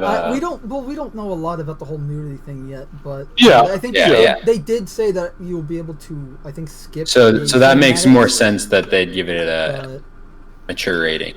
I mean, to be fair, I'm expecting something similar to what The Witcher had, so nothing freaking crazy here. Yeah. But here is pretty much the. But I honestly do like that a major game company is moving back in this direction. So I think we were moving in this direction before when we had like Mass Effect 1. And even then, like, I mean, because you could go and get in a relationship with one of your crew members if you so chose, and it would show essentially right before the major end battle there. You and your significant other then would spend the night together, and it wasn't even raunchy. Like it actually just showed like a little bit of like kissing, like just like making out, and that was pretty much it. Mm-hmm. And it got slammed all over the news. And it's like, and the game was rated M. It wasn't like it was like T for teen or anything like that. The reason why I just wanted to bring this up is just a bit of a warning, because I do plan on getting this game when it comes out and covering it on the channel, like probably not on this channel, but on my personal channel, where we do all the gameplay stuff. And like I'm going to be covering everything. Nothing's going to be left unexplored. Everything. Is the exact release date? Do you know? September. Yeah, it's like September. I want to say it's late they September. pushed it back to September. I don't remember the specific date. I just remember it's a September like 17th. Here, let me go to the handy Google. Okay. But yeah, this is the part I'm going to highlight just because this is really the whole thing what we're talking about here. The game contains nudity and sexual material. Players can select a gender and customize their character. Customization can include depictions of breasts, buttocks, and genitalia, as well as various sizes and combinations of genitals. Players can encounter events where they have the option to engage in sexual activities with other main characters or prostitutes. These brief sex scenes from a first-person perspective depict partially nude characters moaning suggestively while moving through various positions. Some scenes contain brief depictions of thrusting motion. Other scenes depict a character's head moving towards a partner's crotch. So, something for everyone. Also a note, so the current release date is September 17th of this year. Oh, so I was right. Yep. Awesome. So we got a rating, we got a release date, and that's excellent. And I mean, look, as I keep saying it because it's true, options are our best friend. Yes. Give us choices. If you can't give us choices, at least write your damn game well. Is that too much to Right. ask? All right, so Well, I think with now that- Cyberpunk, hopefully we'll see both. yeah. Hopefully, I am hopeful, and especially too with given that they had said even back in 2019 when they first showed off, I think it was at E3, they showed off that little vertical slice of it there, and they were like, "Hey, we're most of the 2018, I way there, believe. but we're still kind of polishing." And then they were like, "Hey, we're releasing it April next year." I was like, "Wow, that's a ways away," and then they delayed it from there. I'm hoping with that amount of polish, I'm hoping it'll shine. Well, and I Yeah. mean, honestly, if they have to delay the game, that's better than doing what most game companies do now. Release it. Mhm. Oh, we're gonna, patch it. Just We're gonna push it update out it. and We're gonna patch it fix Yeah, it. we're later. not just gonna push it out. We're gonna wait, take our time, make sure. Yeah, it's no, good. exactly. I fully Which- agree. But I will always have more respect for a Now, company that's I have lazy. this because this was newly revealed. So this is just a Mad Max inspired car that we'll be able to drive in the game. And they're teasing a new location in the video because this is. Yeah, it looks very sandy, deserty there. Yeah. And I think I don't remember where they said this, but they're talking about a cyber. They're gonna have their own event because E3 is not gonna. There's no E3 this year, so Yeah. everyone's doing their own event through digitally, and they're gonna be doing their own thing. So, and this video caused a bunch of different things, such as new lore stuff about different organizations in the game, like criminal organizations and whatnot, and the vehicles and all that. So if anyone's interested in that, let me know and I can send it via Discord or whatever. And we also got an article saying from Gaming Bolt saying that the game is in the final stages of development. So let me just put that right here. And that just because I got the wrong link. Here, so Cyberpunk 2077 is in the final stage of development, whatever that means. So we should expect it going gold probably within the next 5 months, I want to say. Or maybe less, actually, considering how it's supposed to release in September. Yeah, But if they release it for odds September, are we're that- probably going to get our hands on this. Like, whether they push it back or not, we're probably going to get this by the end of this year. Like, yeah, whether within it's the year. September or December, it doesn't matter. It's going to be within this year, I believe. Yep. I think that's kind of like they showed off enough. They're going to be showing off more gameplay at this event. I forget when it is. I'll have to look that up. Probably. I don't know. I can look it up now, I guess. But... Or not, because my keyboard's being a pain in the butt. Whatever. I'll look it up later. Yeah. So that's kind of all the Cyberpunk news. That we have. We have some other news regarding why isn't my keyboard working now at all? Okay. I'm not enjoying the keyboard not functioning right now. Okay, there we go. No, I guess not. Technical difficulties. Hooray. Hooray! And this is just a sign that I need a new keyboard.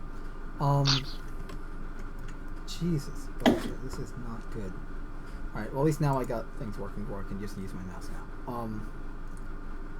Alright, so news. We have... Okay, so Mortal Kombat 11, for anyone who's interested, they're now going to have RoboCop in it. Which Mortal Kombat I don't think he 11. was planned originally. No, he was not. But Yeah, because I was now gonna say he's it coming was in the new story DLC, I believe. I don't know if okay. he's actually part of the story, but he's going to be in it. So Well, have they released Ash Williams or what? Or was that because they were supposed to, right? yeah, I heard something. It was supposed to be Ash Williams. I think I don't know if that's still in the like plans or not, Yeah. but.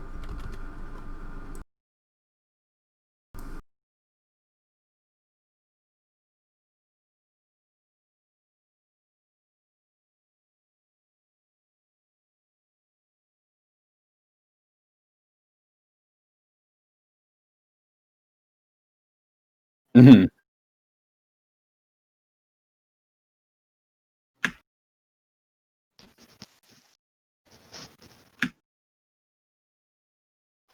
Yeah, so Halo 2 Anniversaries is out on PC right now, the Master Chief Collection on PC. And I don't know about you guys, but I actually played the Master Chief Collection on my Xbox One, because I had it since it released in 2014. And I actually played it for the first time in a while, and realized, obviously I haven't updated it in like a year or so. So I figured, oh, let me update it so I can have Reach and ODST on it. And I realized, oh, it costs like $5 for each. So I have like all these spare free trial to Game Pass things that I got from Halo Outpost Discovery. Just pop that in. Now I have Halo Reach and ODST for free. But Nice. but I've been trying, and it's aside from some of the slow matchmaking, the loading times, it's pretty fun. Yeah, I haven't But tried then it yet. again, this is on the Xbox 360. Not Xbox One. Sorry, I don't know how it is on PC. Yeah, I haven't tried the it. PC version. Yeah, I don't have an Xbox One, so. I think Halo 2 Anniversary came out on when Halo the Master Chief Collection came out originally in 2014. Yeah. But it just released on PC, and I mean, I don't know if anyone here has ever played or at least seen the cutscenes from Halo 2 Anniversary, but oh my god, blurred. Yeah, they look nice. Those are cool. I have to find it. Is my keyboard working yet? Yay! Okay. Yeah. Okay, because I can actually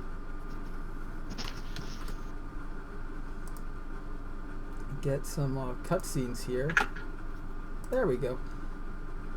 And have it showing off in the background.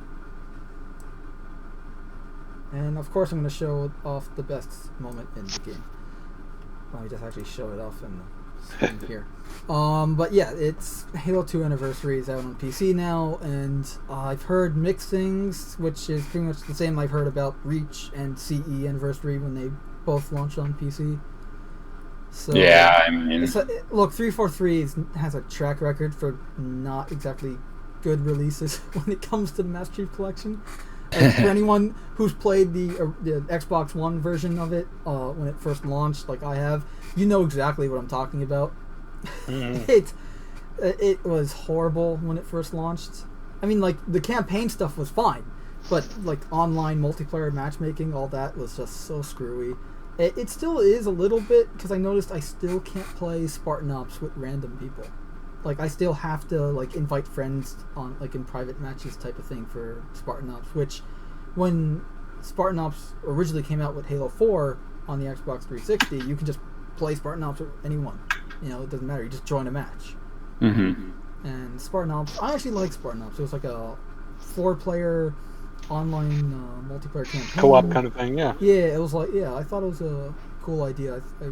I wish that they actually went further with that, because it wasn't the main campaign, it was a side campaign, and I mean, it was really basic and very repetitive, but if they fleshed it out a bit more and put more time into it, I thought it could have been a really fun experience. So, but yeah, this is the Halo 2 remastered cutscenes. This is obviously on the Xbox One back in the day. But yeah, so we got that. So we also have some news regarding, speaking of beautiful looking graphics, Unreal Engine 5 has come out. Now, I haven't seen that. Yeah, You should watch it. The video is demo. amazing. We can watch it now together. Sure. No, we won't know. So this is just a tech demo. This is a tech demo on the PlayStation 4, PlayStation 5. I mean, sorry. Oh. Here. Yeah. But so this is just showing, hey, this is what the engine can do. This isn't to say every single game that comes out, you're still going to have the developers of games who need to implement and use these tools effectively to get anything close to anything that they're showing here. Alright, so you guys want to watch it with sound and we can actually hear what they're saying, or do you? Yeah. Okay, so let's just do that.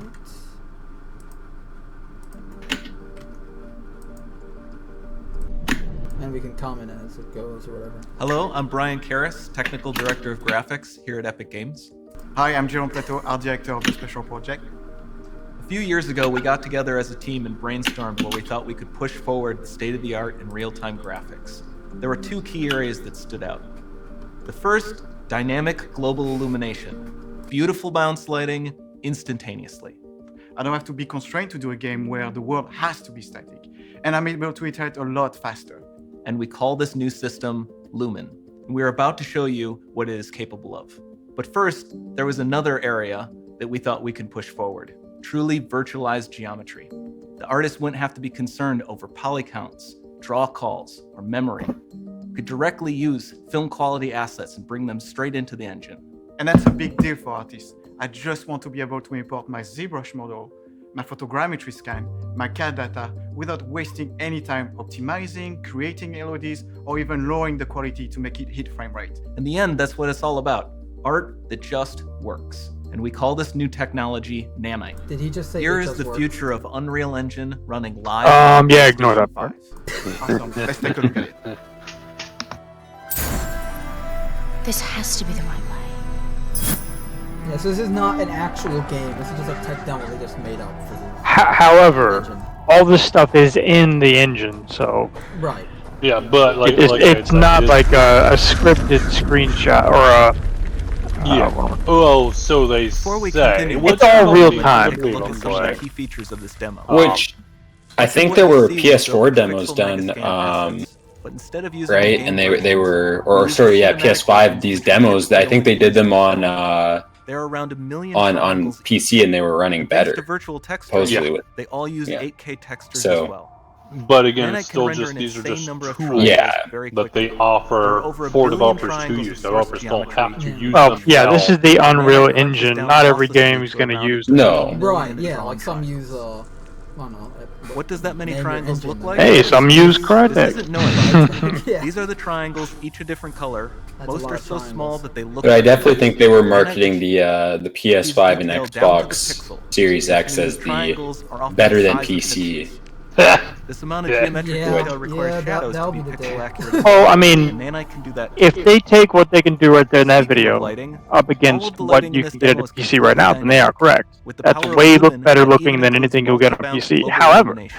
the next No generation of light graphics map, no hardware latency. is coming out either Without this year DI, or next all year, of that which beautiful should lighting is be at gone. least comparable With or Lumen probably enabled, better. we can So move the I'm light actually and the looking forward bounce to that. changes instantly. Yeah, that's another thing is that we can upgrade our Okay, PCs, let's keep going. and PCs will just constantly and more Continue. rapidly be better at changing versus consoles. Okay, you have a console for what, 7 years We've made some great per additions generation, to our audio and system that's the as hardware well. for it. and Convolution it's reverb kind of- allows us to that's measure it, reverberation characteristics Anything of real playing on spaces, medium, like no, actual caves not that we no, sampled, low, and depending reproduce on what them you in know, virtual concept spaces. you got and all that.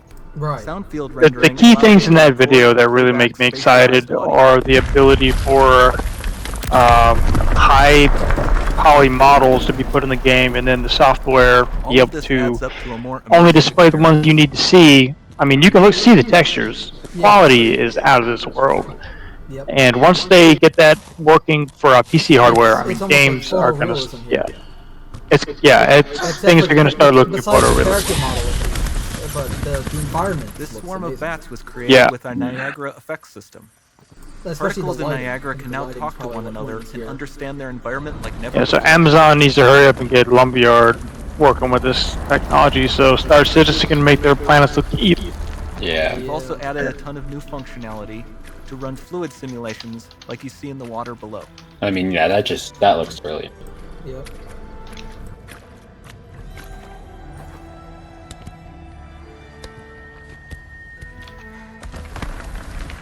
So I have watched a couple of Demo people runs on our chaos talk about physics this video. system. Here we are using it to One of the accurately most simulate amazing rigid things here is that they bodies, don't have fallen different rocks, LODs. and the cloth of her scarf. So everything is, since they're talking about the technology that lets them display the vertices that they need on the go, then an artist isn't going to have to make 10 different models. Like at Star Citizen, you see things popping in and out because they have different models as they get farther away, so you don't have as many polygons on the screen.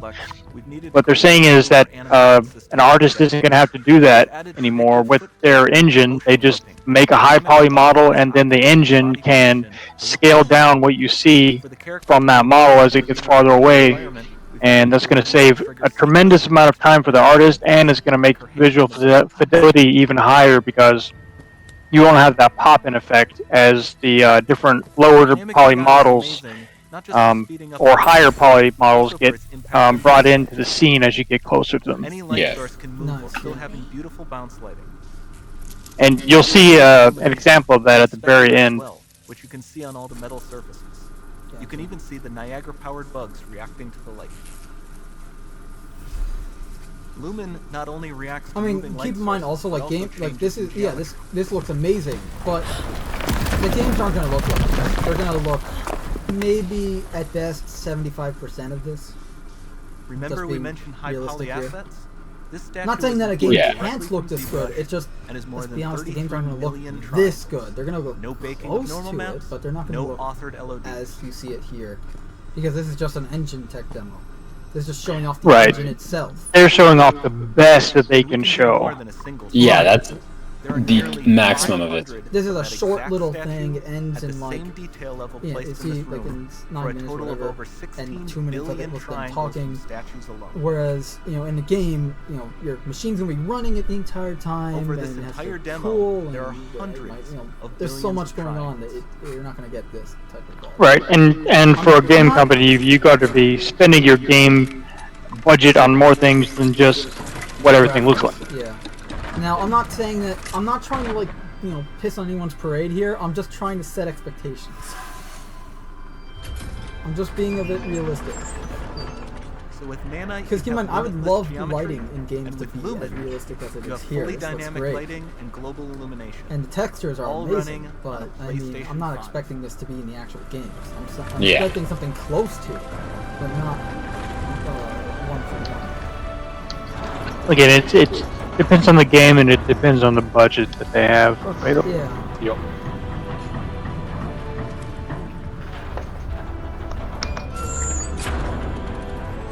Well, either way, you're probably not gonna get a full game that looks like this because your PS5 might melt. There's not much time left.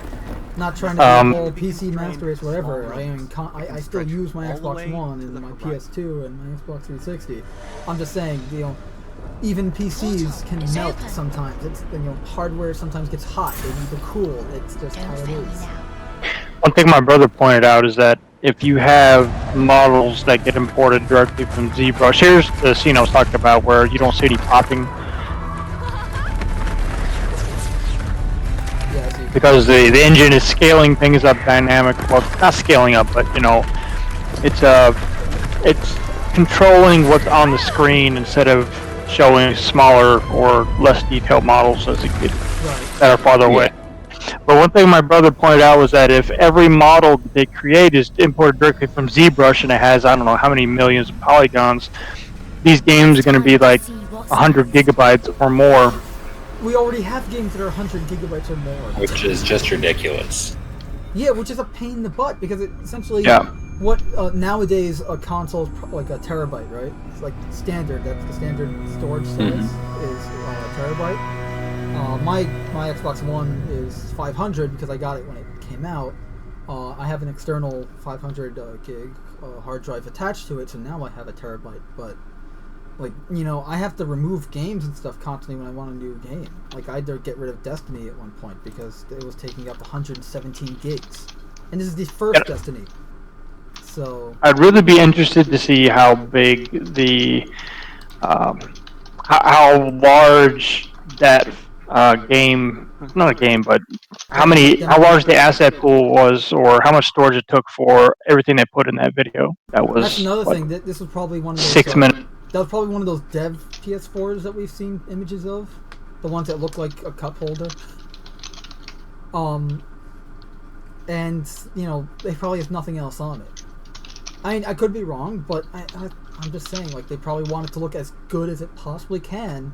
It's probably not gonna have anything else other than the demo, so it's only running the demo that they showed.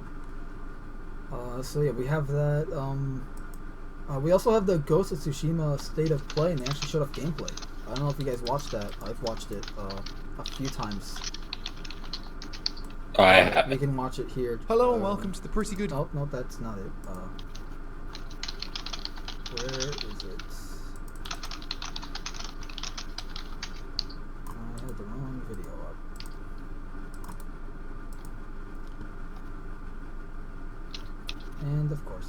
some people.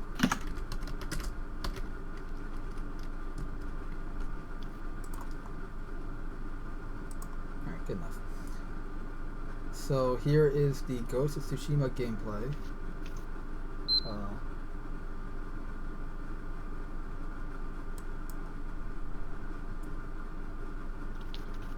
And it starts off real slow and then gets into it. I'll just go here. So this is another Sony exclusive, but it's actually one I'm looking forward to even though I don't have a PS4. Hello everyone, I'm Jason Connell from Sucker Punch Productions. Sucks, we have a lot to show Yeah. you today. maybe about it'll Ghost go of on to Tsushima. PC later Combat, like they did with Detroit Become customization, Human, special Horizon modes. Zero Dawn. But first, let's take a look at how you explore the world of Tsushima.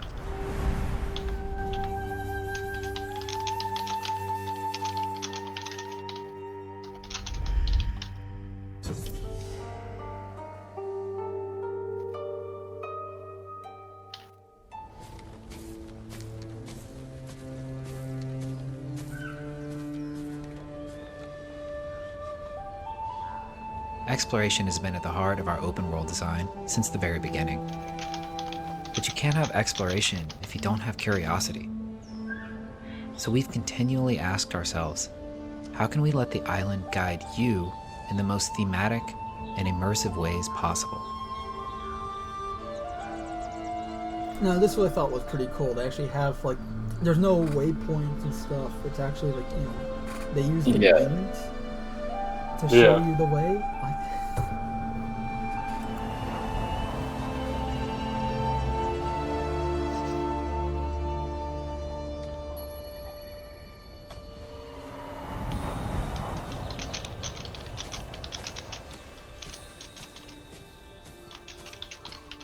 This game is very much like those old Kurosawa samurai films. I don't know if you guys just watched, but I watched. It's really cool to see that. They even have a mode similar to the movies later on that they show. Yeah, I really like the art style in it. Yeah, and the gameplay is pretty much like the feudal Japan Assassin's Creed that we always wanted but never got. So. Yeah. And since, if you ask me at least, Assassin's Creed isn't really Assassin's Creed anymore, I'm happy to get this. I just wish that I can actually play it, because I don't have a PS4. Stealthy. And there is no PS4 emulator yet. So. Yet. Give it time. Yeah. Well, the PS3 emulator that we have on PC is pretty, like, meh. Yeah, when are we going to start getting PC exclusives? Come on. I mean, now that being said, it was interesting to know. Apparently, with PS5, they said that they will not be making like PS4 or PS3 games backwards compatible to the PS5.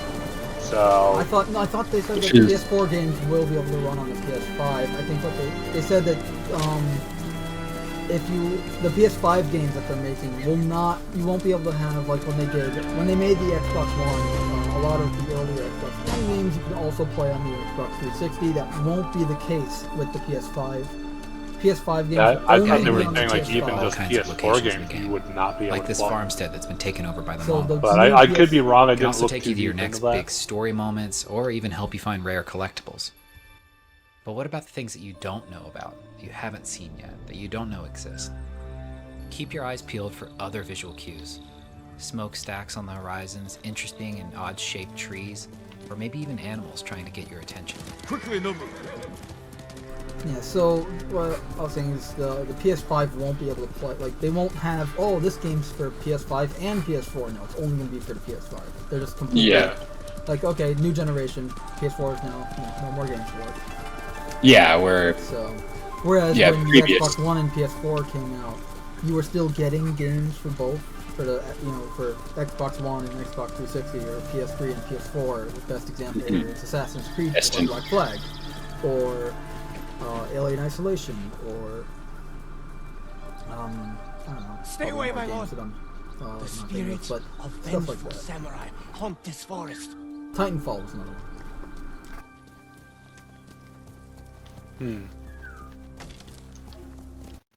Let's go, Nobu.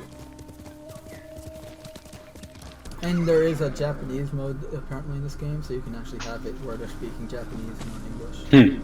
The only way I'd have it, I'd play it in English is if the lip sync is completely off. That's one thing I can say. That's me, and then their mouths are still talking. Yeah, I was gonna say compared to PC and console, that's one thing I can say I like about PC. You can upgrade when you want. You're not forced to. Yeah, it's like what's it? You know that old Spider-Man 2000 game? I was playing that the other day. I mean that's a literally 20-year-old game, and I'm still able to play it on a modern PC. So. Exactly. Oh, look at the link in KOTOR, Knights of the Republic. Exactly.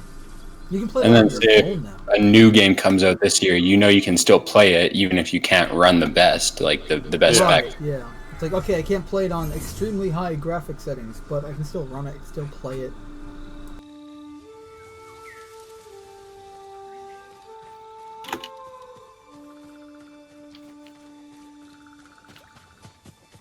Tsushima is rich with exploration and discovery, and whether you're just following a string of torii gates that'll lead you to a high mountain shrine, or maybe it's just a fox trying to show you something hidden in the woods.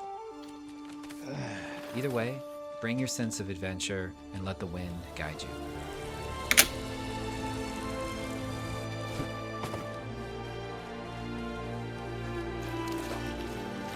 So while we're watching this PS4 exclusive gameplay here, I figured I'll talk about more Sony stuff. So Sony's doing a PS5 event,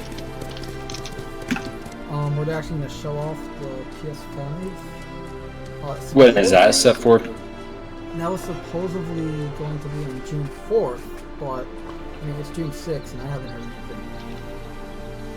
You guys? No, I haven't. I don't know if it was delayed or not. We can quickly check out the demo here.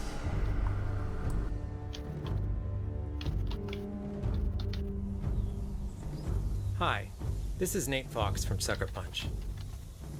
Now, we just showed you some exploration, but let's switch gears and check out some combat. And obviously they have customization. They'll show it off later in the video, but you can see wearing samurai armor, or you can have a more like relaxed samurai look.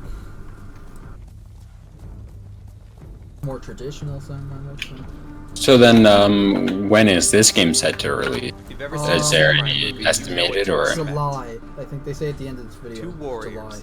sizing each other up, waiting for the other to make the first move. I don't remember what. It'll say at the end. I just remember it being in July. I think like 17th or something as well.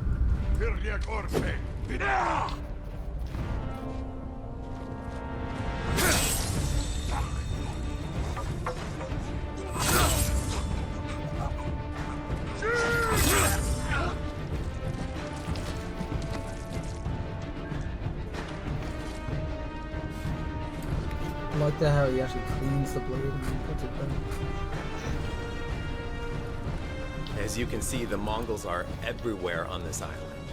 For Jin to succeed, he has to use real, skillful precision in fighting them. No wasted energy. Yeah, so I don't know. I haven't been looking at really any games coming out. What other good games are supposed to come out this year?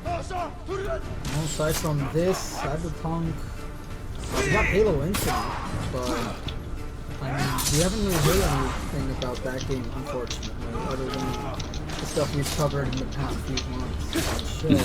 The little well, then I guess I was gonna say New World comes out as well. I think it's supposed to come out this year. It's Amazon's MMO. If you guys are, I'm not sure if you guys are interested in MMOs, but Is that what they built the Lumberyard engine for? I think so.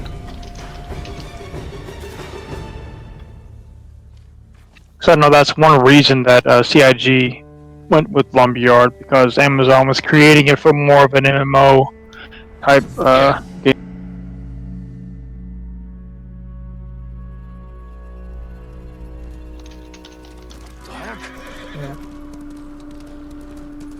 Yeah, one also So that too. was Jin fighting as a So Sith. here Anyone they're ever showing off played- some Now more let's see him stealth, take on the showing same off group stealth of gameplay Mongols here, as but- the dishonorable Ghost.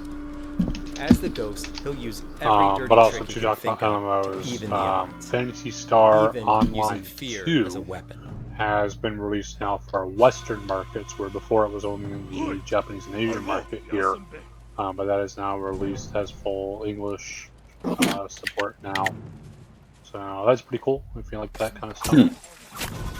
I played it a good bit. I like it. Its style. It's very intuitive for a MMO. Like obviously with some they're kind of a little hard to get into, but at least with PSO2, it's like I said, relatively easy to get into and play and use and everything. Okay.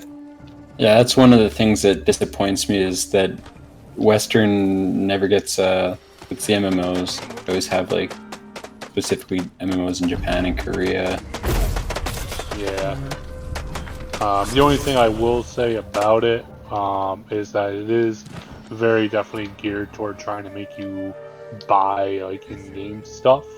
But you can still do enough of it outside of having to put any money in. And there is also two in-game ways to at least earn some of that. Yeah. So honestly, except for a lot of just the cosmetic or extra stuff, most things aren't locked out with that. The only things that really are locked out that's really functional wise is doing things like player trading. So that kind of stinks. But at the same point, Okay. Sorry to cut you off. This is really cool. The enemies actually like run away from you in fear.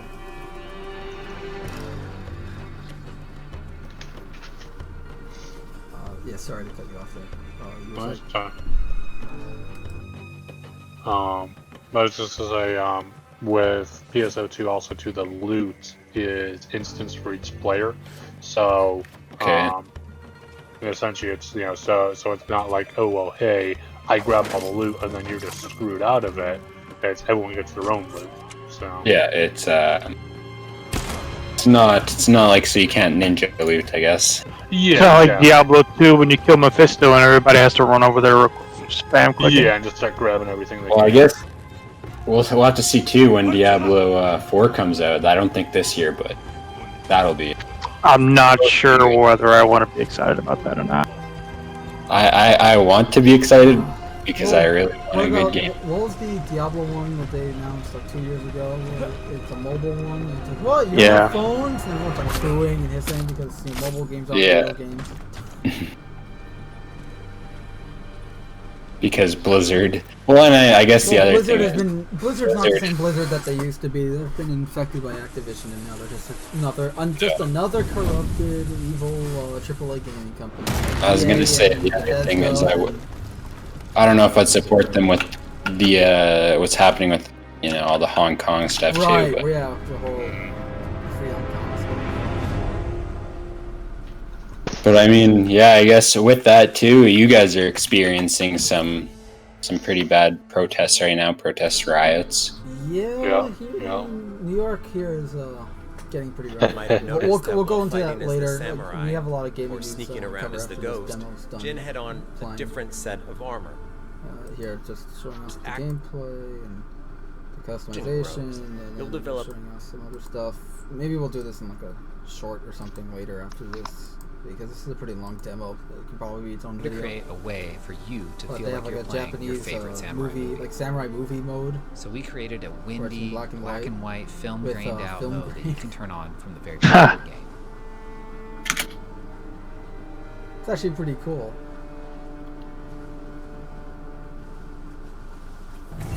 So you're like playing a Japanese movie, and yeah. So are you playing the movie, or is the movie playing you? I don't know. Whoever wins the fight, I guess. Release date? Oh, I think they stayed at July 17th. There we are. Oh, okay. Thank you so much for watching today. We'll see. All right, so back to the world of gaming, and instead of just like babbling about other stuff. We've got. So Sony's. Here's the thing about Sony's. PS5 event thing that they're having. Whatever, I'll just ignore this. So Xbox Series X's launch on the horizon this year. Microsoft is gearing. Oh wait, this is about Microsoft's. Okay, so here's Sony's. Oh no, I got the wrong. Okay, this is me being an idiot. Sorry about that. It happens a lot. Alright, here it is. Oh, you gotta be kidding me. Why? Oh, for... Okay, well, bottom line is... Sony's having their own event, and it's going to focus on all their titles and the console itself. On other news, so we actually have some news from EA and the NFL because they renewed the Madden exclusive deal.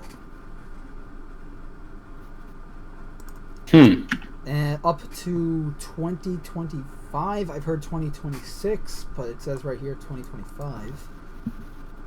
So they hold the exclusive to NFL simulator games, like Madden. Okay, yeah. Which I know a lot of people are upset about because, you know, NFL. I don't know if you guys ever played a Madden game.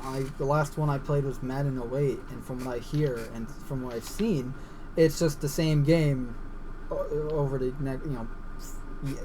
year after year after year. It's the same exact game. The only difference is microtransactions, or I should say macrotransactions, injected into the game, and loot boxes, and this and that. I think that's the majority of sports games. They don't really advance on any mechanics.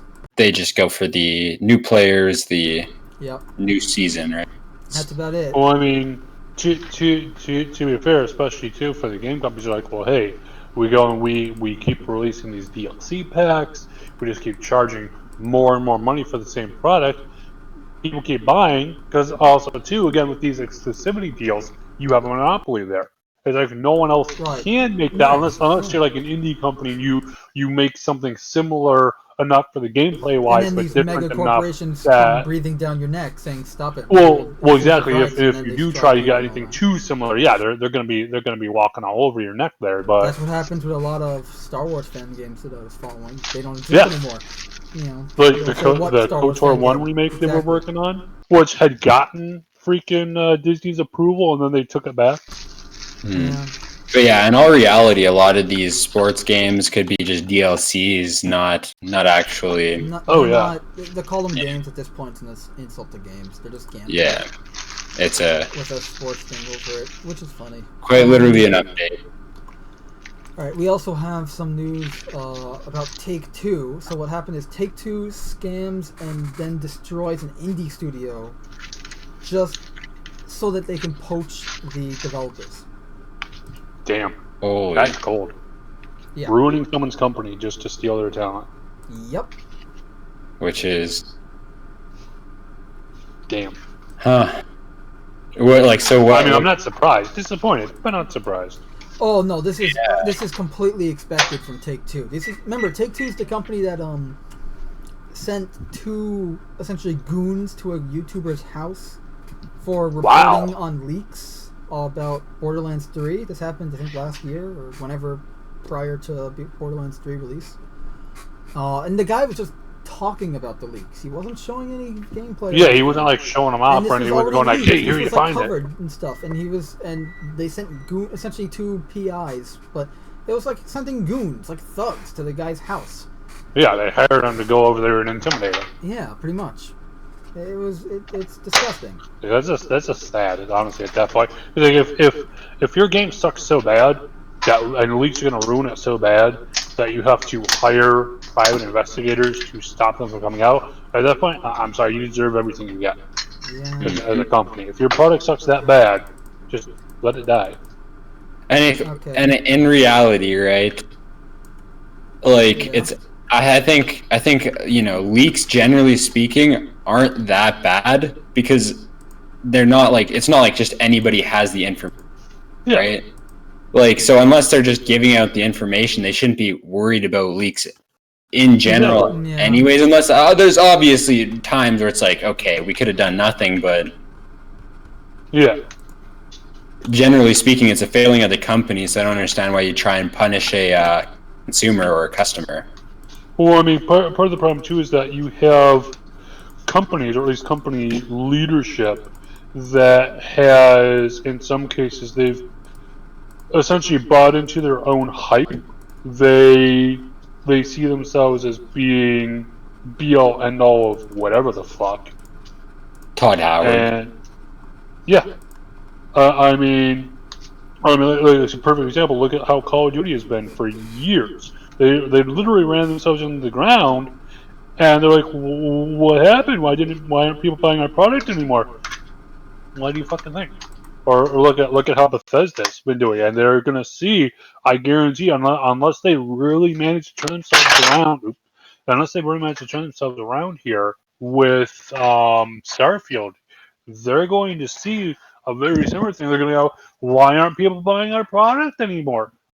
Yeah, it's not going to be like Fallout 76. Why are people trying to turn it? It's going to be, why wasn't it purchased in the first place? Exactly. And they're going to wonder, I don't know, like I said, if they do manage to make a good product, sure, people will buy it. But like for me, I know I'm definitely not going to pre-order Starfield. I'm going to wait a couple of months, see how's the initial product. And then on top of that, with 76, how are they handling the release? Because even if they make a decent product, I don't know necessarily that they'll actually be able to support a product anymore, given how they've been doing 76, where they ban people affected by hackers instead of the hackers themselves. Like, what? Yeah, that's a whole other story. So another story we have is Ubisoft, good old Ubisoft.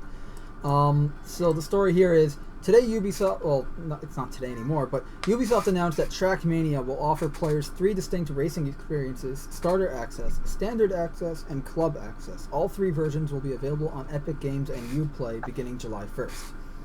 Trackmania, in quotes here, Trackmania is a universal racing game with 3 levels of engagement.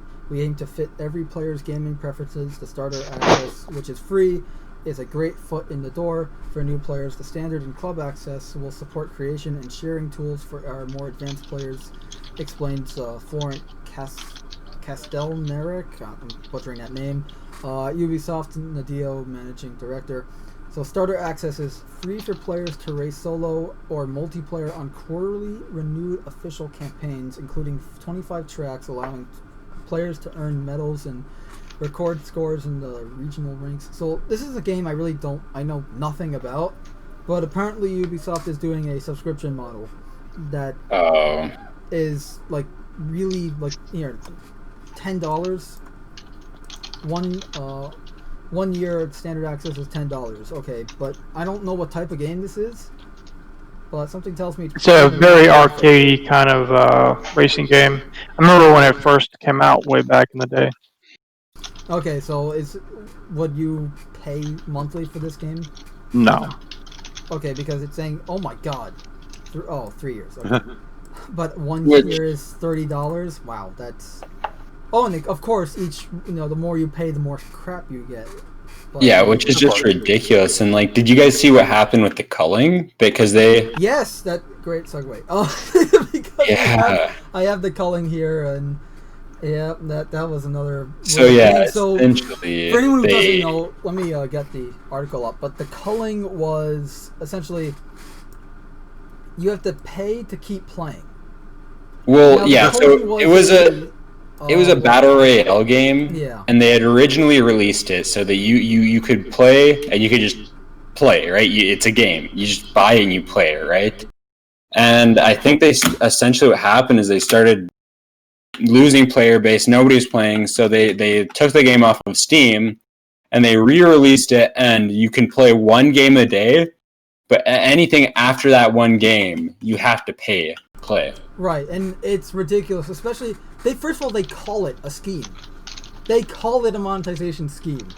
Like the guy that it's ridiculous. And yeah, the whole idea, I think they changed it since I wrote it down on our list here, but they changed it to, it's not 1 match, it's now 10 matches. So you have to pay to play, like, okay, you run 10 matches and now you run out of your limit, and you have to pay to play. That's still okay. So the reality here is that while this model is horrible, the guy is not wrong. A game company does have to have a scheme. You're either getting money through transactions, you're getting money through ads, or you've got a subscription. That's really the only way game companies are making money. But I mean, 1 game a day. I mean, come on. And I mean, like you said, there's way better ways, and yeah, obviously your player base isn't going to be. It's anything. It's going to reduce your player base compared to something like, say, adding skins for microtransactions, right? Yeah, that's because adding skins is like, okay, whatever. There's some skins. Turning people off to the game is what this is. Yeah, doing. exactly. That's the problem here. It's not like it's a pretty cruddy monetization scheme, anyways. But that's beside the point. The point is, I get it, you need to make money, but why not just? There are better ways to do it. Okay, you have to pay for the game. Fine. Well, at some point. Sorry, go ahead. I was going to say, at some point, you have to realize that your game is not worth the money and the effort that you're putting into it. Time to move on. Do something.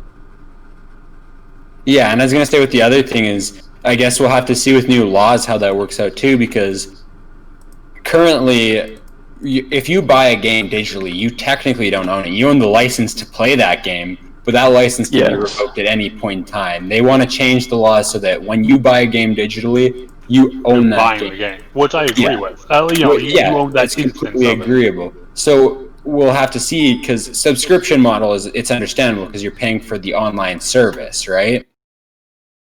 But we'll have to see how that works with the culling, because I don't think that's if this law goes through, it's not technically. They were kind of dying already. This was like a last-ditch effort, and now it's just gonna completely blow up, and it's already kind of blown up in their face. So. But yeah, we'll hopefully not be seeing too many monetization models like that. Yeah. This is also like an older, so supposedly I looked it up a bit, and they had a sequel, Culling 2 or whatever, and that game was essentially the opposite of what a sequel should be. It was worse to the first one in every way. Nice. So, yeah. Okay, so we also have just some quick news more about Ubisoft, like the whole comment I made about owning your soul. It was pretty much talking about how you have to. Yeah, actually, let me put the video I got the info from. So shout out to Upper Echelon Games for the news here, but I don't know where his sources are, so I just have to use him. But he's essentially like anything you do in the game is now theirs. Like if you make a video talking, with their gameplay in it, it's now theirs or something. And it's like that's pretty fucked up. Something outrageous. Also, too, is this what they're saying, or is this actually legally enforceable? Because there's a difference sometimes between what they say is the case and what's actually the case. Here in the. It depends on what you agree to when you install the game. Yeah. They could make it legally. Even still, just because they put it in their terms of service and say, hey, you have to agree to this to play the game, that does not necessarily mean that is legally enforceable. Sometimes. Well, no, none of these things. That's the whole thing with the copyright striking. They're just completely abusing it and illegally using it a lot of the time. Like with Naughty Dog and Ubisoft here.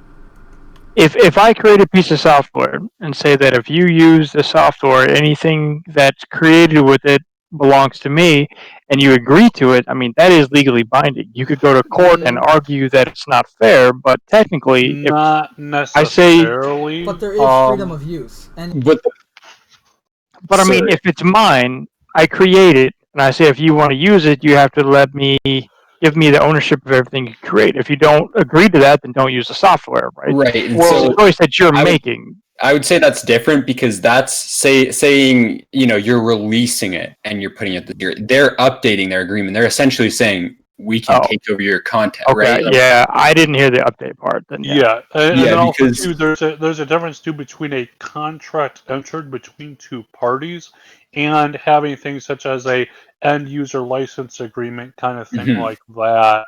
Yeah, so There keep in mind, this is is just a product. It's a game. You're difference buying a between game to those. play it. So it's saying, like, if I stream it on Twitch or if I make a YouTube video showing gameplay, they now own that?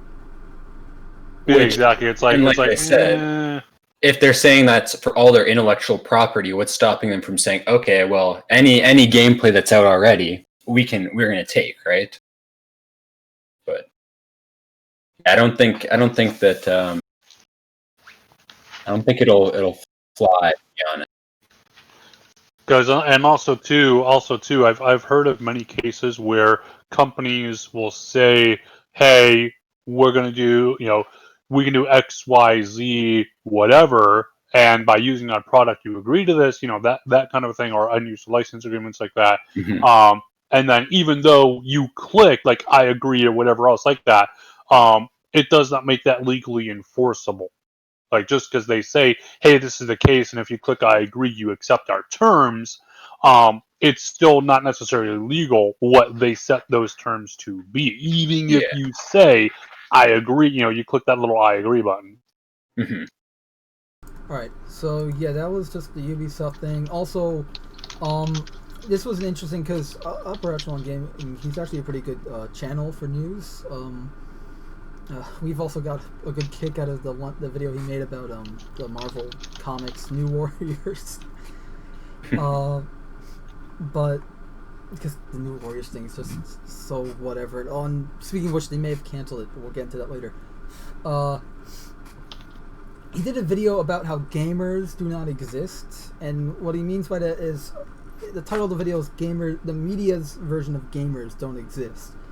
And when I first watched the video, because he goes into like a conversation that he or someone else had on Twitter or whatever, and keep in mind, I don't have Twitter, I don't use Twitter, so I wouldn't have known about this without the video.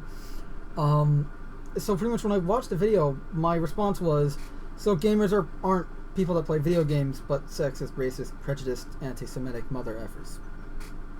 Because that's according to what the video is, talking about how media is essentially like a gamer's pretty much just a bigot who doesn't believe that insert whatever bigotry here kind of thing. Yeah, well, it's so weird because there's this weird tie-in with video games now that people think it's all bigotry and bad. And while I'm saying this, I'm so keeping this poster up on the stream right now. Like, I might use this as the thumbnail. I have a Cyberpunk poster that's very sexualized. It's one of those like concept art images for Cyberpunk 2077. I'm sure you guys seen it floating around. I don't know, because you guys can't probably see it unless you're watching the stream, like have the stream on.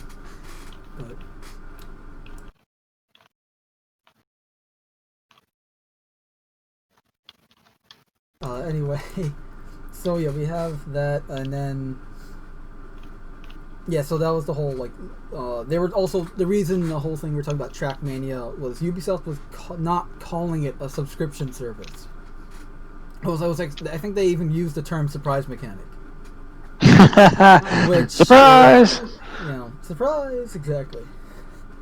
Like the loot boxes, according to EA, they're not loot boxes; they're surprise mechanics. Yeah. So I think that covers everything except for one, and I'm saving this for last because it is a doozy. So G2A. So if anyone doesn't know what G2A is, essentially G2A sells stolen game keys, and well, not all stolen, but still, they have a pretty shady past, and for the most part, they sell illegal game keys, and it's gotten to the point where indie developers, like I'm quoting here, an indie developer calls for players to pirate their games rather than buy it from G2A, because at least this way, no one's getting the money from it. It's because essentially G2A is stealing money from the indie devs that are making these games. Whereas if you're just pirating the game, G2A isn't getting the money. The devs aren't either, but at least no one else is getting the money from it. If you're assuming however you pirate your games, I don't know. but it's they have a whole past of stuff. You know, they well, I mean, bribery involved. They had stuff involving, you know, gray market frauds and involving game keys. They quite literally have a system on their site that says if you get a game key that doesn't work, you can pay us $2 and we'll get you another game key guarantee. Yeah, it's pretty screwed up. Here's actually, I think, there. So on their site, we even have something regarding this whole story. Let me get the link up real quick. So here is their website, talking about how their game key. So here, they talked about how they vowed to pay devs 10 times the money proven to be lost on chargebacks if someone can prove that their game keys were stolen, and they were proven to be stolen. But then they're like, oh no, sorry, we didn't, you know, they kind of changed the deal a bit. Like, we didn't say if you did it this way or something along those lines. You know, you can feel free to read the article here. But it's pretty, you know, G2A kind of sucks. Oh, I don't even have it on this freaking stream. My bad. There. So this is their website. Here's the article about how, you know, they've clearly stolen game keys.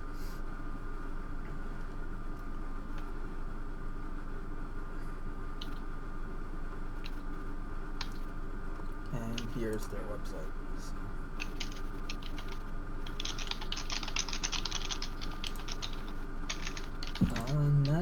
And I can honestly put an article of their past.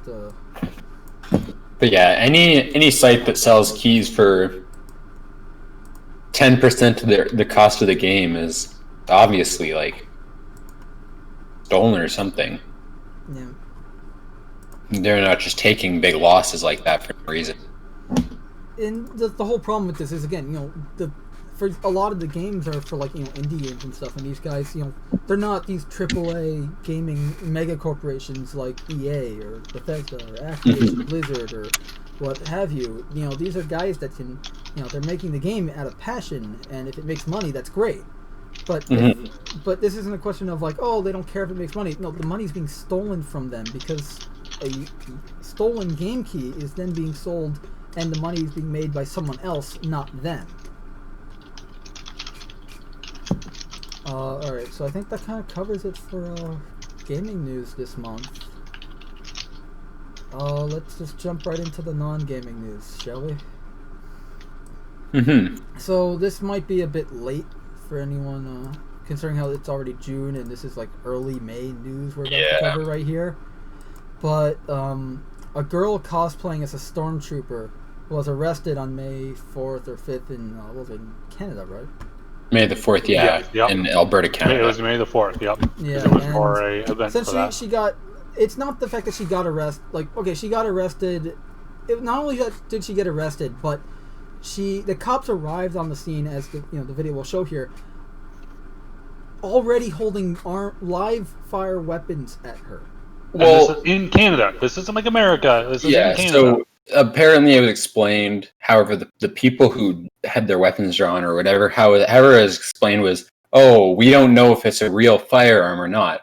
Well, it's obviously not, right? And then, even after she had put down the prop, after that, they were very hostile. They were like trying to get her to do all these like weird contortions. She was like, I can't do that. The outfit will not let me move in this way. They're not exactly built for mobility. Yeah, exactly. And it's very evident that she can't do these things. And just again, the way they were acting was just very. Look at this. Hostile. Look at it. They have her on the floor. This is completely unnecessary. Most definitely a failure on the part of the yes, this is in Canada and not in the States, so I don't know what the differences are in terms of laws and all that there. But at least in the States, look, if you get a report of someone holding a gun, and a cop, if you don't listen to the cop when he says to put down the weapon, he can shoot you. Well, yeah, exactly. And it's like if they aren't, if they feel in but it's like danger, if they're obviously trying to comply as best as possible with all the things that you're doing. And like you see that she's sobbing and stuff like that. Yeah, exactly. It's like, come on, man. Well, and the other thing is is completely unnecessary and cruel. Yeah, it's completely. Well, I think it's completely understandable to have your weapons drawn or whatever, and put some like initially, sure, I can understand actual weapon. But she's dressed up as a stormtrooper with a blaster from Star Wars. Yeah, to be fair, the E11 Stormtrooper blaster, that's what it's called. The Stormtrooper blaster is based on a British submachine gun. That from World War II. Sure. That being said, but there's a big difference between it's completely modified and like to the point where you can, unless you know guns or know the behind the scenes stuff with Star Wars, like I know both, you're not going to know that. You're just going to see, cool Star Wars blaster. Oh, and also too, after the supposed weapon has already been tossed to the side, it's like, come on. Mm-hmm. They're obviously trying to comply with what you're saying there. This was clearly a very big fail on the law enforcement, the local law enforcement there's part. And this is again the difference between the Canada and the States. So, keep that in mind. But at least in the States, this is not okay. Well, questionable with what's happening, but yeah. But I mean. But yeah, it's definitely. I'm not talking about with what's happening. I'm talking about in general with legalities and all that. Like, well, and like I said, regardless I think of the whole it's the same in the States and here. If there's a person with that's an actual threat, absolutely. But any person, Star Wars is one of the biggest names for entertainment, entertainment brands in the world, I would say. God, it's it's one of those. So to argue that somebody wouldn't know that they're pretending to be a character from that is just ridiculous. Yeah, and look, I can understand. Realistically, the cops should have done is less like they should have shown up and go, can you at least put down the weapon or let us inspect the weapon? Because I know it's like once the weapon is aside, and it's like they're obviously they're obviously being non-hostile there. They'll ask to inspect the prop gun I'm holding, because even if it's like like a what's face like the Jango Fett blasters, which clearly don't look like a real gun. But still, they inspect it anyways, and I'm like, yeah, here, and they'll ask even take off your helmet and all that just to be sure, and that's fine. But once that's done, it's like, okay, have a nice day. Exactly. Okay, they inspect the weapon. It's like, okay, obviously it's literally a prop. There's no other issue here. Okay, it's all good. Have a nice day. Sorry to bother you. That's what they should have done. That's what should have happened. And the fact that just escalated from that. But I had also read that I believe they were launching an investigation to see. Which they should. Now, to kind of segue into that, I do think, especially with all this stuff being shown nowadays and the police brutality that's being shown, it does show that police in general need better training, I think, to be able to better de-escalate and resolve situations as opposed to using force. Because we've been seeing, even with the protests going on and stuff, where extreme force is being used, where at least some video clips would show, which might in some cases be being taken out of context there, because of course we only have when the video starts recording or when it was edited there. But that in general, we have been seeing times where it's there's excessive force being used, and it's like that's not right. We should be better than that, but and I think it's kind of crazy because to be a police officer or in the States and an RCMP here in Canada, it's not like it's 2 years of training. It's like it's 3 or 4 months of training, I believe, in the States to become a police officer. I'm not entirely sure, like that. But that's crazy. you're giving somebody a job where their entire job is to protect people's lives, and they have guns. It should be a little longer than 3 or 4 months, right? Well, Yeah. that's like cadet training. After that, they still do on the Yeah, job. yeah, they training. do Okay, still so- do on the okay, job training, but I'm saying I just where they're in an searched, academy, it should be I much just longer. searched police training length, and it says about 840 hours. So like 21 weeks. Yeah, so I guess 5 or 6. Yeah.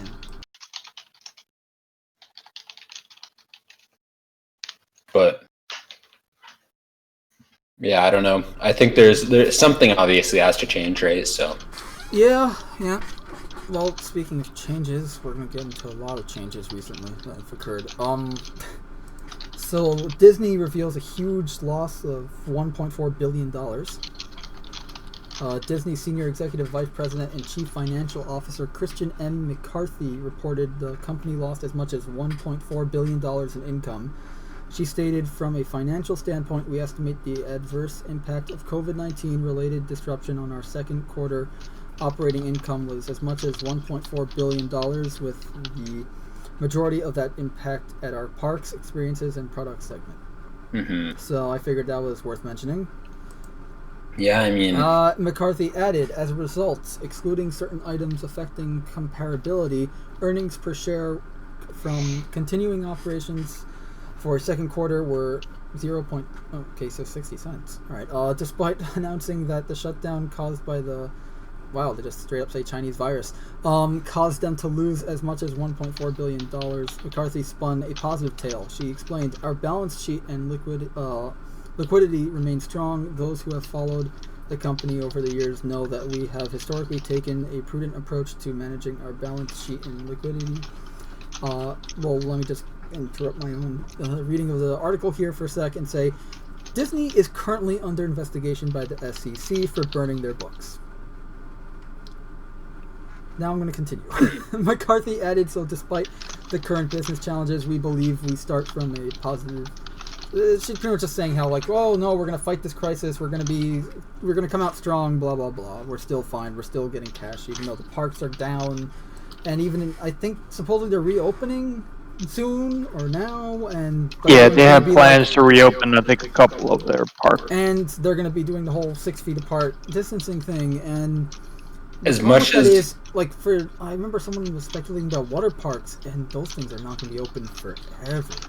No, because you'd have to like wash the tubes and everything per use, and all that. Like that's ridiculous. I think the second wave of COVID-19 is going to hit pretty hard with all the protests and stuff happening.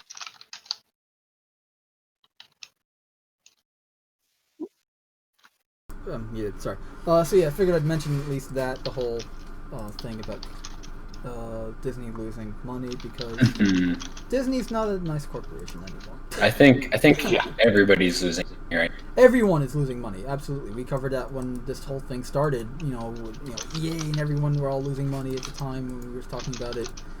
But and okay, so also Deadpool 3 was canceled. Now the reason for it is unknown. And I say that because we don't know why. We just know that as a franchise, Deadpool, like a film franchise, Deadpool's kind of dead. Which is surprising because it seemed a lot of people liked it. Yeah, but it doesn't really follow with Disney's whole family-friendly thing. True. Plus, there's probably major creative differences between Ryan Reynolds and Disney. Especially with Disney putting a bunch of politically correct nonsense into their Marvel movies as of late. And it's only getting worse based on what I've seen. Upcoming stuff-wise. Like, they're getting... Chris Hemsworth is no longer going to be Thor, I think, and they're going to focus more on the Lady Thor thing, the female Thor. They're pretty much adapting the all-new, all-different Marvel from 2015. And if anyone knows what that is, I'm sorry. But yeah, the Deadpool creator, Rob Liefeld, the guy who can't draw feet, he roasts Marvel about it, and it's pretty good. I think I sent you guys the video, but yeah. Mhm. So there's that. Deadpool 3 is probably canceled, unfortunately. We have some good news though regarding comic books. So we didn't actually ever talk about DC. Well, we talked about it a little bit, the DC 5G thing, where they're going to replace all the main superheroes in DC with politically correct versions. Yeah. So it got canceled. It's dead. Nice. They're not going to change the comics for no reason? Yay! Yay, sort of. Yeah. So here's So for anyone who doesn't know what we're actually talking about when it comes to DC 5G, let me just put an article up here that will kind of help me explain it a bit. So yeah, it's pretty much, let's get rid of all the new characters.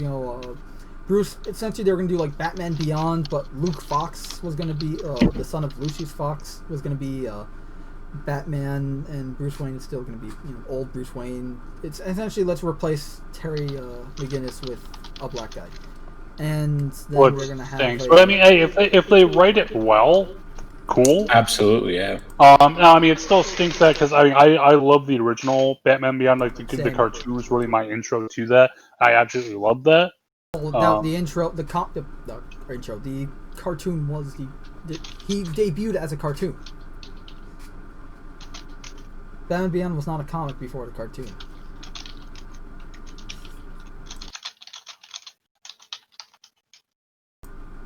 Cam, you still there? Nope. Okay, good. But yeah, it's definitely a good thing to see that it's not going to take the wrong turn in many people's opinion. Yeah, I don't think I knew a single person that wanted the DC 5G thing. Alright, so we got that. We also have, interestingly, so this is a bit of like a, not really relevant, but I thought interesting because it involved comics. So a cosplayer doing this is the wrong article. A cosplayer cosplaying as Starfire from Teen Titans was like completely, people were just completely being. So here's her cosplay. It's actually pretty good. And here's the article saying, YouTuber That Star Wars Girl and cosplayer Wanderlust Luca accused of racism over Starfire cosplay. Because remember, if you don't have a good argument, the racism? Apparently you can't cosplay as an orange person, even though she's an alien. Exactly. Yeah. Orange lives matter. Wait, no, we can't say that. Well, think about it. Trump's in office. Exactly. Really discriminating against orange people. But that's okay. That's Remember, crazy. it's okay if it's directed to people you don't So a lot of people are calling her racist because of the black? the Titans show Starfire, the live action one where she's a black woman who looks like. So it's people who've never read the comic. Pretty much. Actually, just not knowing what the character is and then complaining about a cosplay that is true to the character. This is really bad art, in my opinion. But I mean, this is the character. She's an orange-skinned alien. Yeah. So they're saying that because it was depicted a black woman in the show, somebody who's not black cosplaying it is racist. Is that what they're saying? Well, see, I don't think that's what they're saying. I think, like I said, it's people who have never read the comics, right? And so they see in the show that she's depicted as a black lady, and they go, "Oh, she's doing blackface," when in reality they're just ignorant to the fact that the character is orange. Right? Like, I think that's what it is. But more stupidity is what this is. So it's more usual people who have no idea what the fuck this is they're a great talking about. comment here. The show got the character right. The show got the character right. You're just a dumb racist batch who think Teen Titans Starfire is only Starfire.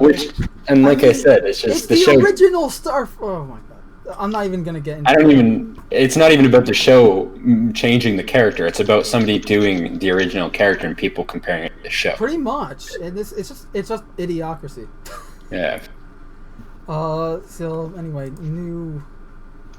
So I wrote this as rumor because at the time if I wrote it, it was a rumor. I think it's confirmed now, but Supergirl movie was canceled, and Henry Cavill might be returning as Superman, which is great. Which is good, yeah. Problem is, this was also rumored. I don't know if it's confirmed yet, so I'm still calling it a rumor. But Henry Cavill may not come back as Superman as long as J.J. Abrams is still attached to making Superman movies. If you guys didn't know, J.J. Abrams is now working with DC stuff. Because, you know, he hasn't destroyed enough franchises, so he needs to... Yeah, he's gotta jump boats and sail somewhere else. I don't know if to quote Doomcock, he's the cinematic antichrist. Which I thought is a pretty accurate title, considering... I mean, I thought he did okay with the Star Trek ones. Like, there were some design choices I might not have thought were the best. The reason but at the same point, like, I thought they were okay in general. The reason people don't hate the Star Trek movies as much as Star Wars is because it was an alternate timeline. Yeah, well, exactly. And by doing that choice, it was like, okay, sure. Understand there's some changes, and I thought that was a good way to kind of do a soft reboot of the series without shitting on it, without going, well, we're doing our own thing now. You can just fuck off. Yeah, and the article's clearly saying the studio may have been listening to the fans and wanting back, and because he did cameos. Well, he didn't cameo, but they kind of showed his suit, and in a cameo of Shazam, and fans want him back. He's still interested in playing the role. Well, yeah, I think he's good for the role, but I think he'd make a great Superman. He just needs good writers behind him. Yeah, exactly. It's so often because he looks like he can do a great Superman. I actually enjoyed Man of Steel, like some of it. I didn't like the whole, don't save me, son. I'm gonna go die in this tornado. And it's like, no, he can literally save you. That's what yeah. And also the whole fist fight with Zod. But I mean, aside from that, I thought the movie was alright.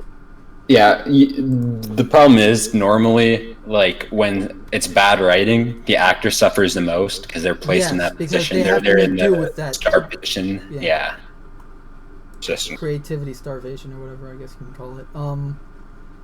Anyway, so we also have Superman and Lois show news. So, like, I guess it's part of like the whole CW Arrowverse of shows that they have going. Okay, yeah. So I don't know who the Stranger is. I read some Superman stuff from the 90s, but that's about it. I'm guessing that's the Stranger. But most of my Superman knowledge comes from the animated series and the little 90s comics I've read, and some 60s stuff I've read from Omnibus that I have. But I mean, I don't know. Cool, I guess. I'm a little I've heard that whenever they had Lois Lane on the crossover event that they do with all the shows on CW, and it's very politically correct. I haven't watched it myself, so I can't judge, but it seems like the DC... for anyone who has watched, let us know in the comments, because I'm kind of curious. It does seem like the DC cinematic universe, about the TV shows, the movies, everything there, it seems like it's gotten very politically correct in terms of, and by that what I mean is that you have characters and storylines that are written more that, hey, this is a minority, a woman, a person of color, whatever the case, and simply because they have that attribute, not because of anything that has to be done, they are good, they are great, they succeed. Dozens of times, right? Was it like 2 months ago we were talking about how gay is not a character trait. It's not a personality trait. It's just a it's part. Yeah, a person can be gay, but being gay is not an entire character. It's a part of their personality. It's not their entire personality. I did that before. My bad. But yeah, we actually have a lot of. Okay, I just remembered. My father actually watched because he's a big Superman fan as well. He probably knows more about it than I do a bit. He actually watched one of the crossovers and told me that when they first introduced Lois Lane. It was like last year's crossover, I think. She was going on about wage percentages and stuff. How like men get more money than women. Oh. Yeah, exactly. I mean, it's just I would like. This is just to anybody who's thinking of making anything ever. I would like my politics and my fantasy It's to be called separated. escapism. Please and thank you. It's called escapism. We're trying to Yes. escape reality. Anyway, some good news. We have a new animated movie announced. Superman, Man of Tomorrow. And I mean, assuming this is actually like a clip, a still from it. Looks. I like the style they're going with. Very original, like classic Superman. But yeah, new images provide first in-depth look at Superman, Man of Tomorrow animated movie. We actually recently got a animated movie, Red Sun. I don't know if you guys read the comic. I've heard of it. It's like Superman is like raised. Where like, he was raised by Soviet Russia. Russia. Yeah, he was raised Soviet Russia Superman. And I actually read the comic when it a few years ago. I haven't read it since, but I remember it, and it was actually a good story. Now I haven't watched the full Red Sun animated movie, but I watched clips and bits, and they did make a lot of changes, not for the better, I'm afraid. Like, Batman in that version is not Bruce Wayne, it's just some Russian freedom fighter who goes by Batman, and he's still very intelligent and very good at like scheming against Superman, I guess. But he doesn't kill. Like, he's still like Batman. Like, he won't kill innocents and civilians and stuff. It's just surprising for Soviet Russia. But in the essentially in the comic, he's like, you have 10 minutes to leave the building, and but there is no timer. He actually detonates it manually and waits for everyone to leave the building. But in the animated movie, they play it off as a joke, like you have 10 minutes to evacuate the building, and then you just have the building blow up. Like, did I say 10 minutes? I meant 10 seconds. It's like, and it's completely the opposite of what they were trying to do. But yeah. They also changed Bizarro Superman from the Red Sun comic to the animated movie, because Bizarro is like, actually I thought it was pretty interesting in how they did it in the movie, but I thought it was better in the comic, because in the comic he's still Superman, even though like this is obviously Soviet Superman versus like American Superman, which is this version of Bizarro Superman. Like Bizarro Superman's fighting him, and then he realizes there are people in danger, and he still goes to save them, like during the fight and all that stuff. Whereas in this version, he's just a monster causing destruction and damage. So.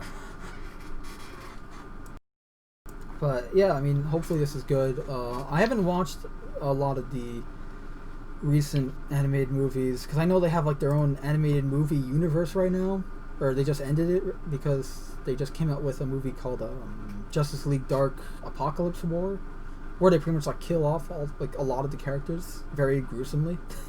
Yeah, I don't know. I had to give them props. Like, they had balls. Like, bravo! You actually like had gory death and all that, but I mean, a lot of it fell flat. Not because it was just like, just gore for gore, but the story was just really weak. So the story being weak kind of killed a lot of it. But if the story was better, it would have been really good. Like, pretty much the story, like the overall story was the weak part. Everything else was really good, I thought. So, and it kind of ends, like, spoilers for anyone who saw it, but it ends with like another flashpoint. Like, Flash goes to cause another flashpoint because things have gone so bad. So, I guess it's like their way of like, okay, we're rebooting the animated movie universe that they created. Which is okay, fine. Because I saw their Hush that they did. They did Batman Hush, I think, sometime last year, and it was horrible. I mean, as someone who's read the original Hush comic, because like the story of Hush kind of takes place over like a course of a year or more, in terms of like comic, like in the real world, like comics over a year. So it actually helped the story there, but with the movie, it just like it felt so weak. Like, Hush was revealed to just be what am I thinking of his name? The Riddler, whereas in the comics it's Thomas Elliot, for anyone who doesn't know, Hush is Thomas Elliott, Bruce Wayne's old friend as a kid who, it's a pretty cool story. It's a lot of like that whole conspiracy and contrivances and stuff like that was popular in the late 2000s of Batman storytelling. So anyway, we still have some DC news. You're cutting out a little bit here from you. Alright, but I should be fine still on the recording side of things. So. Alright, so we got just some small bits of news here and there regarding DC, like Black Lightning creator Tony Isabella says F DC Comics and everyone involved for changing Jefferson Pierce in Batman and the Outsiders. Now, I actually read a little bit of this, and it's just the writing overall is pretty bad. So I can't blame any of the creators of these characters for not liking it. So she's just upset that somebody wrote character in a poor way, I'm guessing. I don't know what to read because I don't know why he's upset. He, she, I don't know. Tony. Okay, I'm guessing it's co-creator and writer of Black Lightning is not happy the way his character is being portrayed in Batman the Outsider. He doesn't loathe might be an appropriate term. Black Lightning's possible romantic. Oh, okay. Yeah, I saw this. So yeah, in the comic they're kind of starting a relationship between him and a character called Katana, who you can see here. And it does feel a little weird in the comic when you're reading it. And he probably hates it because the character, I don't know if you guys know, but the character, at least from what I've seen and stuff of like comics in the past, he has a wife and kids. Yeah, he has a wife and kids. Because I was in some iterations he's divorced with has an ex-wife and kids, but he's still like always there for the kids and still wants to be there even for his wife. So it's like he's still that family man. And I guess here they're changing it, and he doesn't like that, and that's fair. Yeah, and like that's. Nobody likes to see a character written in a bad way. Bruce Timm has the same feeling with Batman Beyond. Like when he was in an interview, and someone asked him, "How would you feel about the DC and Warner Brothers making a Batman Beyond movie?" And he goes, "Only if I was able to make it." And that's completely fair. Sense. He wants to make a movie of his own creation. That's completely understandable. Yeah. It's like, look, I was heavily involved with this character. If you want to do this right, he created the character. I'd want to be involved in that. Which makes sense. I mean, look at the freaking Avatar movie. By which I mean the Avatar: The Last Airbender, where they literally got the main character's name wrong. I mean, how much of a fuck up do you got to be to get the main character's name wrong? This is off tangent, but I actually rewatched all of Avatar: The Last Airbender recently because they have it on Netflix, and it's as good as I remember it when I watched it when it was on the air. I thought you meant the movie. I was gonna say that was horrible. No. I never watched that, and I never watched. They are apparently making a new movie with. They're making a live action series on Netflix. That's like it's just a it's a live action series now. It's a series. It's pretty much the animated series, but in live action, and it's being made by the original creators. I'm not so sure how I feel about that. Every time I see an animated show go into live action, it's just horrible. The animated, like as I just came on, I haven't watched. This is my first time watching the series. Like I've watched like a little clip here and there, but this is the first time I've watched a full episode in the entire series since it was on the air back in 2008. So it's been over 10 years since I watched the show, and it's just as good as I remember it. It's not like one of those shows where it's like, oh, I thought this would be different, or I don't remember this exactly. No, everything's exactly as I remembered it. It's as good as I remember. And that's rare for a show. Yeah. I really enjoy, and I'm not a big, obviously, I love all the DC animated stuff, old, animated universe stuff. DC animated universe shows like Justice League Unlimited, Batman Beyond, the animated series and those hold up pretty well too. It's just and that's the thing. Like, it's very rare to find a cartoon you watched when you were younger, or even just 10 years ago or whatever, and you watch it again 10 years later, or 20 years later, whatever, depending on what we're talking about, and you just go, man, this is amazing. It's just as I remember it. It's just as good. There's nothing like oh, I thought this would be different, or didn't he have this, or there's nothing questioning. It's really good. But like every time I hear of a live action rendition of something animated, I just think of like, I don't know if you guys have ever seen Death Note, like the movie. The movie or the anime? Because I have to say no to either. Well, either. Well, both, I guess. But it's horrible. Like they just don't. I don't know. They don't seem to capture the character. The thing, a friend of mine is a big fan of. Is also the fifth member of Cast and Shadows, who's never here when we do the podcast, but he helps me with the smaller videos, and he's also my personal close friend. We grew up together.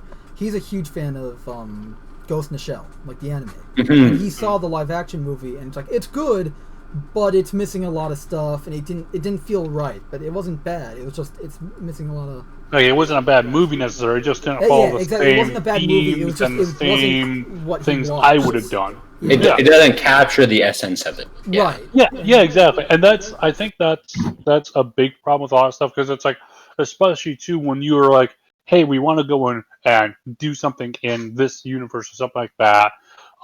Make it unique, but still make it good. And I think a lot of directors and people with creative input forget that, hey, you really need to go and figure out what is the essence of this and how can I incorporate that into it. Because obviously you want something new. You can't just do the same shit over and over again. But again, you don't want to go and piss all over it and be like, well, hey, I decided that I was going to do the American Revolution, except now George Washington is a lesbian astronaut who likes to go and sing karaoke on the weekends. That would be like, what? This has nothing to do with the original here.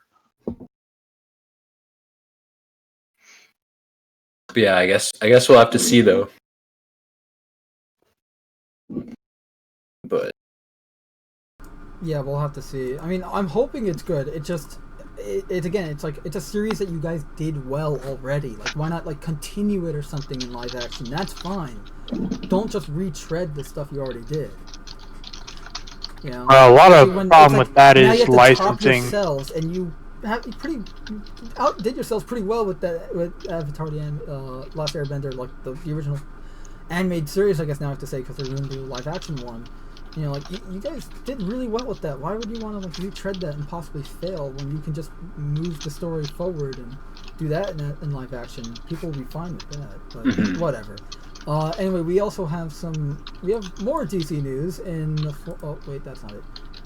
In this, so Robert Pattinson, who's playing the Batman in the upcoming movie The Batman, talked about preparing for the Batman by barely doing anything. So the problem here is a lot of people have been. The news story really here is that a lot of people have been vocal about his not wanting to get in shape for the role. Which is a problem if you're going to play Which is a Batman. problem when you're playing the Capes Crusader, yeah. You know, the detective. Yeah. It's like, okay, fine, if you don't want to do that, it's fine. This means you are not the right person for the role. Goodbye, we're hiring someone else. Yep. Mr. It'd be like, hey, we're making your Batman. It's like, okay, well, I'm going to play Batman with like hippie hair and a 6-foot beard This is the Batman I grew up with, actually. You know, the Neil Adams suit, the classic blue and grays, as I like to call him, with the oval symbol. Like, this is Batman. He's supra-human, not superhuman, supra-human. He's the peak of human physical and mental capabilities and shape. You know, he's essentially, that's just Batman. That's what he is. He's pushed himself to the extreme possible limits of humanity so that he can fight crime and not die. And I see in the article there it says, the original Batman in the movies was not exactly ripped, which, okay, but that doesn't mean that the future movies should be the same. Every actor that's played, like in terms of movies, Michael Keaton and Christian Bale definitely got in the role for Batman. Like, you can see it in the freaking movie. But also too, if he's supposed to be a master of all these martial arts, he's in this peak physical performance, you would expect that. I mean, maybe not like I can understand maybe not ripped, but at the very least, you should have a athletic, Yes. muscular body. Yes, exactly. And Yeah, you don't need to be bodybuilder, but Look, you exactly. need Like, to look, be. Michael Keaton was not ripped when he played Batman, but he was in good shape, and he actually got into decent shape for the role. Like he was. Yeah, it's like you don't need to be a bodybuilder, but just be like he wasn't a muscular. bodybuilder shape, but he was still in good shape. He was still, and yeah, he was wearing like a muscle type suit, whatever. But I mean, even so, like he was still like he can pull it off, Yeah, it's like Even it's when he was okay out if of you the need suit. if you need to if it's like okay, hey, we're gonna go and pad your suit a bit to go and give you some extra definition here, there, or wherever. That's fine. But in general, like you still shouldn't look like you weigh like 250 pounds and most of it isn't muscle. Right. Like I don't know if they have an image here of Batman, but It's like you shouldn't look like you got a dad bod here. you mean like that, or the opposite, But yeah, like just look at the image. Like that's Batman. He's a tank. He's a walking tank of a man, and he's supposed to be able to move really fast. He's able to be agile. He's supposed to be strong. Like that's It's like, so again, it doesn't need to necessarily be ripped. It needs to be athletic. Exactly. Because you can always do like, okay, he's in a suit, and you can have the suit have like muscles or whatever. That's fine. But, Sure. Yeah, exactly. They can make it so he's got more definition, but they're not going to be able to make it so he looks like he would actually be able to do that stuff. Right.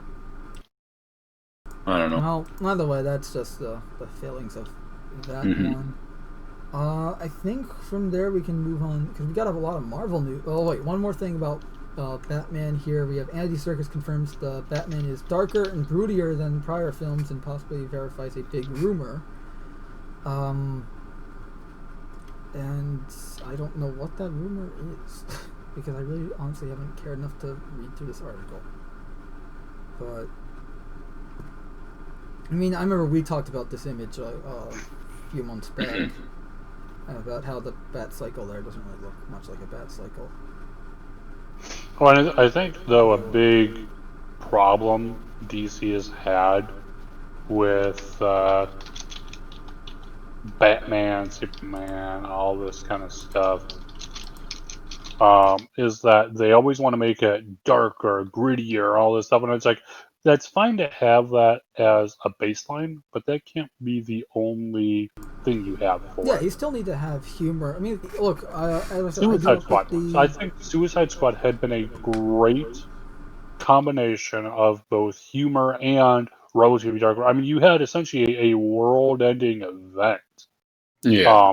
But you still had moments of humor. You still had some joviality here and there. Times where it was like, okay, we can, it's like taking it easy a little bit, and I think those elements played really well together. Which is of course really sad that they were like, hey, we're going to go and remake it with, what did they call the new one? It was like Birds of Prey or something. Yeah, Birds of Prey. Yeah, that Birds of Prey. And which I heard did horrible. Yeah, it was horrible because they essentially took like classic. I don't want to say classic. Like, if you watch Justice League Unlimited, these are characters that you know, Huntress, and Black. Yeah, they had a team called Birds of Prey, and they just took the name and had like one the character from look it. nothing like the actual characters. Yeah, they made it into like a Harley Quinn kind of thing or something. No one is wearing a costume. No one is wearing like a actual superhero or supervillain. Yeah, it's like it's not superhero stuff. Black Mask isn't wearing a black mask. Yeah, that's a Batman villain for anyone who doesn't know, who wears a black skull mask because it's like glued to his face or something. It's like through some kind of accident, like all these villains are. But like that's the problem with a lot of superhero movies that sometimes. So before we move on to Marvel stuff, we still have some DC movies. This is actually good DC news. So for anyone who cares, the Justice League Snyder Cut is a thing, and it's coming to HBO Max. For anyone who's willing to show up. For anyone who has HBO Max. Mm-hmm. Or no, wait up. I heard the news on this, but what exactly is the Snyder Cut supposed to be? So, Justice League was originally being directed by Zack Snyder, who made Batman v Superman and Man of Steel and Watchmen. Watchmen actually being good. And so he was directing it, and then like a quarter or halfway through, halfway through production or whatever, he had a crisis. I think it was like his sister or someone died. A family member. I think it was his daughter. Her daughter died. Someone died in his family, and so he had to stop drop everything he was doing to take care of that. And I completely, I know how that feels and take care of that. That's completely understandable. But then then Warner Brothers got Joss Whedon, the guy who directed the first 2 Avengers films, Buffy the Vampire Slayer, Alien, Resurrection, Firefly, right? Firefly. Yeah. So he directed the film, and they did a lot of reshoots. That's why in some scenes Henry Cavill looks normal, in other scenes he has the fake digital CGI lip. Right. So yeah, and then someone even pointed out like some scenes Batman looks in good shape, like Ben Affleck is in good shape, and others he's in not so good shape. But what a lot of people who've seen the Snyder cut of the film have been saying is it's supposedly better. it's supposed to be a better film. Even the actors were like, release the Snyder cut. There's like a whole movement, and the actors were even like, say, yeah, release the Snyder cut, because they probably know, yeah, this is a better film. I want to be featured in this better film because it shows me off better. Like, why not, right? So apparently it's actually a thing, and now the negative side, I want to say negative, quote unquote, negative side of things is the media and all the legacy media, as a lot of people call it now, which I guess makes sense. We're kind of like, what we're doing right now is kind of like the new media, because we're actually honest, and we're not shilling. They're kind of like, oh no, how dare you appease the fans so that you can make money. That's pretty much summing it up in a nutshell. That's pretty much it's a win-win, but they want to make a loss out of it. It's like, how dare you? No, because they're not listening to them. They're listening. It's like, oh no, they stopped listening to us. They're actually listening to the fans. That can't be. We have to have them listening to us because we're right. We're politically correct. We're all blah, blah, so blah. smart and we're so great and blah blah blah. Insert your little Simpson. What was that scene with Homer Simpson? I'm so smart. I'm so smart. S-M-A-R-T. Like, and then the house is on fire and everything. Yeah, like that. That's pretty much them, unfortunately. And like, look, this is capitalism. This is business. You want your customer to be happy so that they keep coming back and you keep making money. That's business. That's how it works. But they don't think to agree. They don't seem to agree. Just look at Marvel Comics and you can completely see where we're coming from on that one. If they wanted to make money, they can easily do that. But nope, they have to have really crap art. I don't know, and we've kind of looked at some of the art and critiqued it with the whole New Warriors thing. Like, the concept art for the New Warriors, I was looking at some comics recently, like new comics, through the not so legal site, and it's pretty much how the art looks in the book. It's sad. It makes mine look like freaking McFarlane to them. Oh, that's sad. But anyway, so we got some Marvel news here. Rumor, so we got a rumor in terms of movie news. Secret Warriors project in development for the MCU. For anyone who cares about the MCU still. The reason why this is kind of at least this is newsworthy to me, is because the show Agents of S.H.I.E.L.D. that they had, I think season 7 is supposed to be coming out soon. I've kind of lost interest. Which I will say, I've really enjoyed that show. I enjoyed it too. I lost interest kind of after season 6 though. I watched it on Netflix, so I might be behind. I'll still watch season 7 when it comes out. I don't know when it's coming out, but I mean, maybe I'll do like we'll do a review thing here or whatever. But I mean, really the height of the show was seasons 1 through 3, if you ask me. But the show has Quake, aka Daisy Johnson, who is an Inhuman character who's part of the Secret Warriors. So you know, people are like, well, will she be in it? Because, you know, see, the show is an MCU show. Mm-hmm. So there's that. We also have a Ghost Rider rumor project in development, which hopefully is a more traditional classic Ghost Rider and not the Gabriel Luna Ghost Rider they had in Agents of S.H.I.E.L.D. Not to say that was a bad... I like the character, like, you know, the dynamic of the character and the secret identity and all that. But to me, Ghost Rider is, you know, either Johnny Blaze or Danny, why am I blanking on his name? Cates, I think? One in the 90s? Mm-hmm. But anyway, like, you know, he's riding a motorcycle that's on fire, not a Dodge Charger from 1969. But yeah, when Ghost Rider is done well, so good. Yeah. I did like how they, like, did Ghost Rider in the show, though. Like, aside from the whole, like, yeah, it's a ghost driver because he's in a car, like, the whole spirit of vengeance being able to pass from one person to another, I like that. They did that very well. I just didn't like the whole, you know, the Ghost Rider they went with was the modern, all-new, all-different Marvel version and not the classic Johnny Blaze Ghost Rider on the bike and all that. But, I mean, hopefully, if they do one, it's actually this, you know, Ghost Rider, not Ghost Driver. Because that would be awesome. Like, I'd kill for a really good Ghost Rider movie or show. Without Nick Cage? Yeah, without Nick Cage, although they actually did ask for Nick Cage when they were doing the Ghost Rider on Agents of S.H.I.E.L.D. I mean, I thought Nick Cage did at least a decent job. He I did mean, a decent it was job. it was a campy one, but I for didn't what it enjoy was, the I first think it was one, good. but I enjoyed the second movie, The Spirit of Vengeance. I thought that was a decent flick, where he loses and then gets it back. You know, the classic superhero the overused loses powers. classic superhero loses their powers, then regains it at the end type of thing. I always loses hate their that. power, find true meaning. Yeah. Yeah, I always hate that trope, like, because it's overused so much, and it's used for, like, every character. Like, when they used it in Spider-Man 2, I liked it, because it wasn't, he lost his powers, it was a psychosomatic thing. He couldn't use his powers because It was all in his head. It wasn't like he lost his powers or whatever. And in The Wolverine, when he was using his powers because there was, like, a thing attaching himself to his heart, okay, I can get behind that. It's, you know, suspension. Yeah, it's like well, there's it some makes sense outside too if you have force these. that's preventing him from healing, and all he has to do is remove it, and then he'll be fine. I get that. That makes sense. But, like, when you do that for, like, every movie, because, you know, the writers behind the films are so uncreative.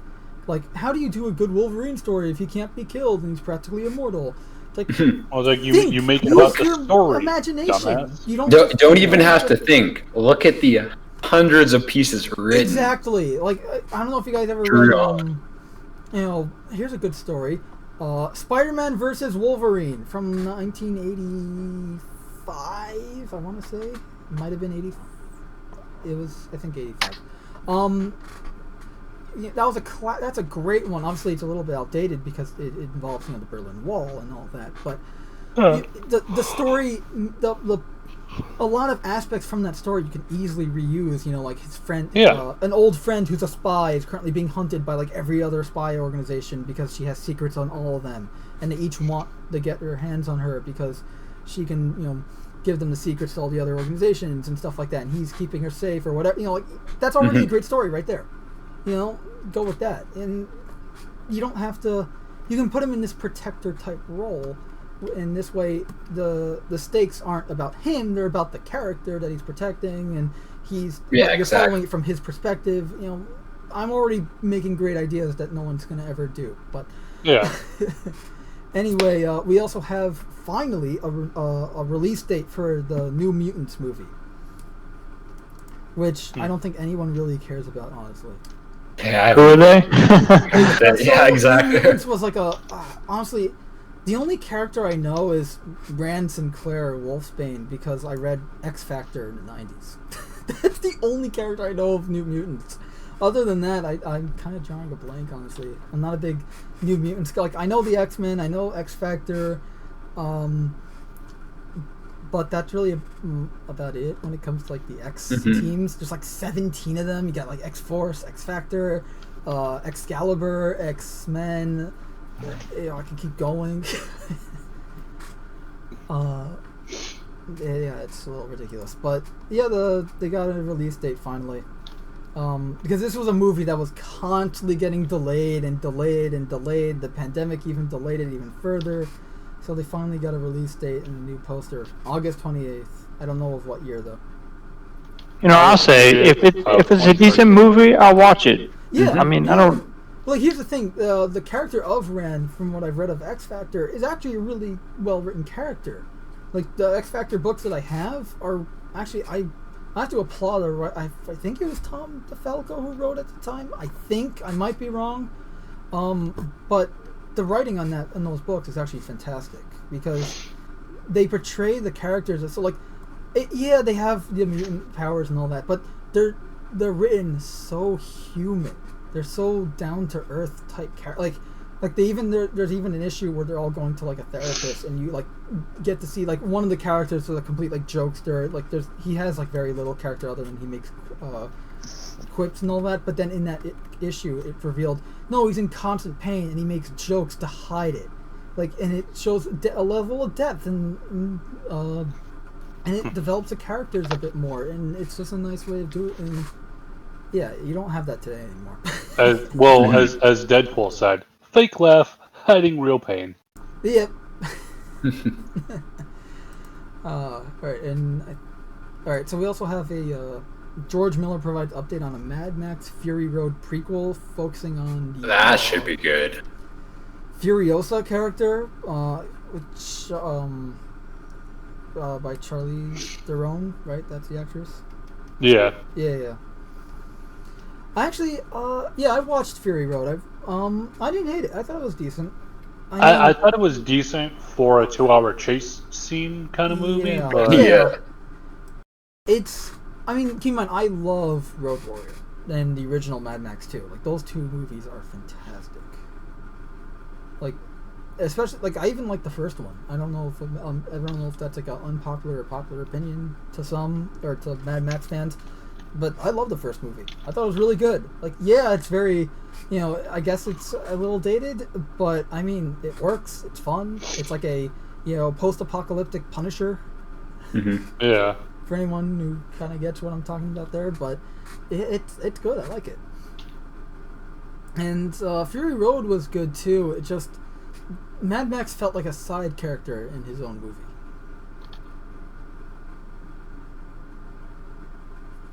Not that it was a bad movie. I'm just saying, like, I was totally expecting Mad Max to be in it more, and he was not. Yeah, I do agree. He definitely was not as much of a main. I mean, he was a main character, but he wasn't the main character. Right. So to speak. It focused more on. And that's fine, but when it's a Mad Max movie, like the whole thing is about Max and him dealing with the post-apocalyptic environments and yada yada yada. Yeah, it was. Arguably, it's better than the Thunderdome. Arguably, some might argue otherwise. Okay. We also have. Let me just check this link real quick because sometimes I can be an idiot and put the wrong link down. So here's a story about the NFL. There's been some pretty interesting stories regarding the NFL lately. It's not copying. That's weird.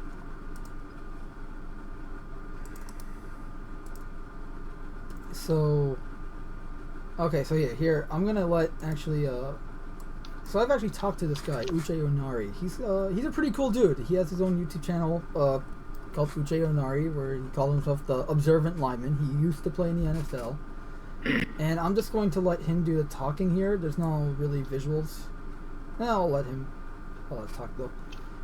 It's essentially an interesting story that I thought I'd bring to light. So.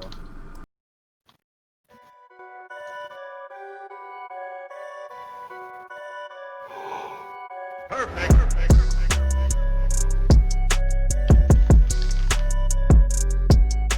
What's going on, everybody? It's your observant lineman, Uche Waneri, and today we are going to talk about a story that just broke. I'm sure that many of you have heard of it since it broke, but Quentin Dunbar and DeAndre Baker, two defensive players in the NFL, two young players in the NFL, are currently wanted by Florida authorities for armed robbery. Now, this story gets a little bit tricky, gets a little bit weird. There's some things that, as a player who's been involved in situations where guys are, playing cards, guys are gambling, guys are hanging out, these type of things that we get involved in the off season. So apparently, Baker and Dunbar were at a cookout.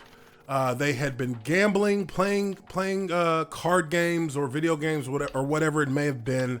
These guys were gambling, and apparently on the day before the alleged robbery, these guys had lost a combined total of around $70,000.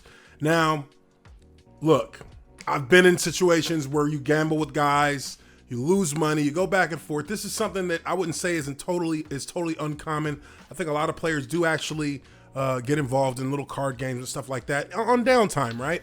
And so with this situation, it's I'm looking at it from the angle of I've been there before, sort of.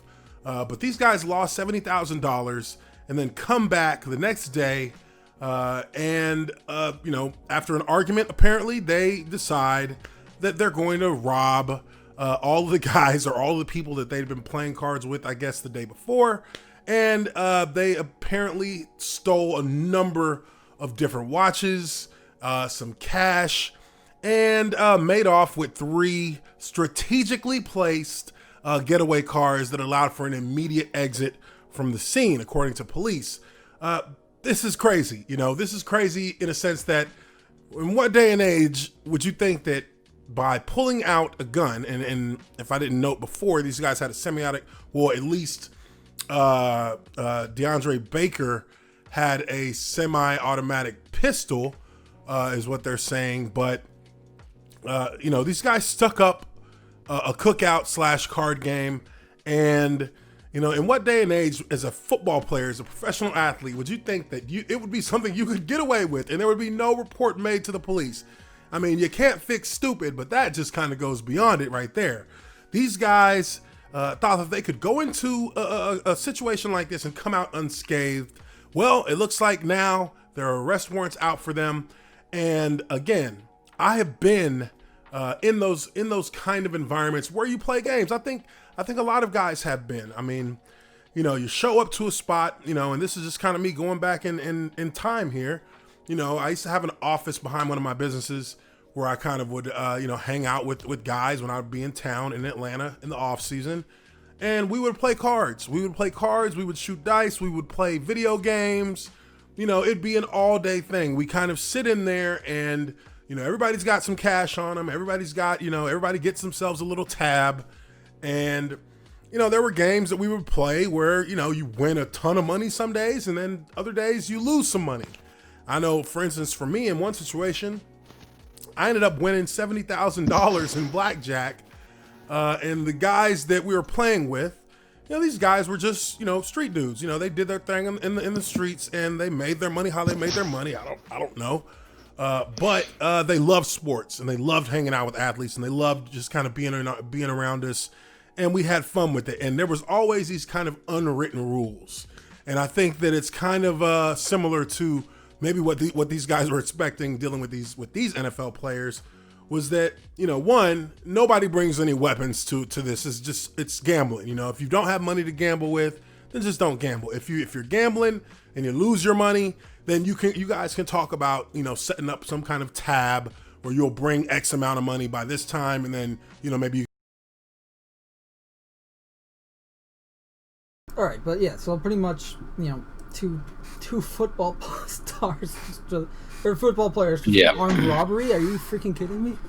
Which I think it's needless to say. Exactly. If you're making millions upon millions of dollars, you should not be committing armed robbery, no matter what you do with your money. If you spend it irresponsibly, sorry. Yeah.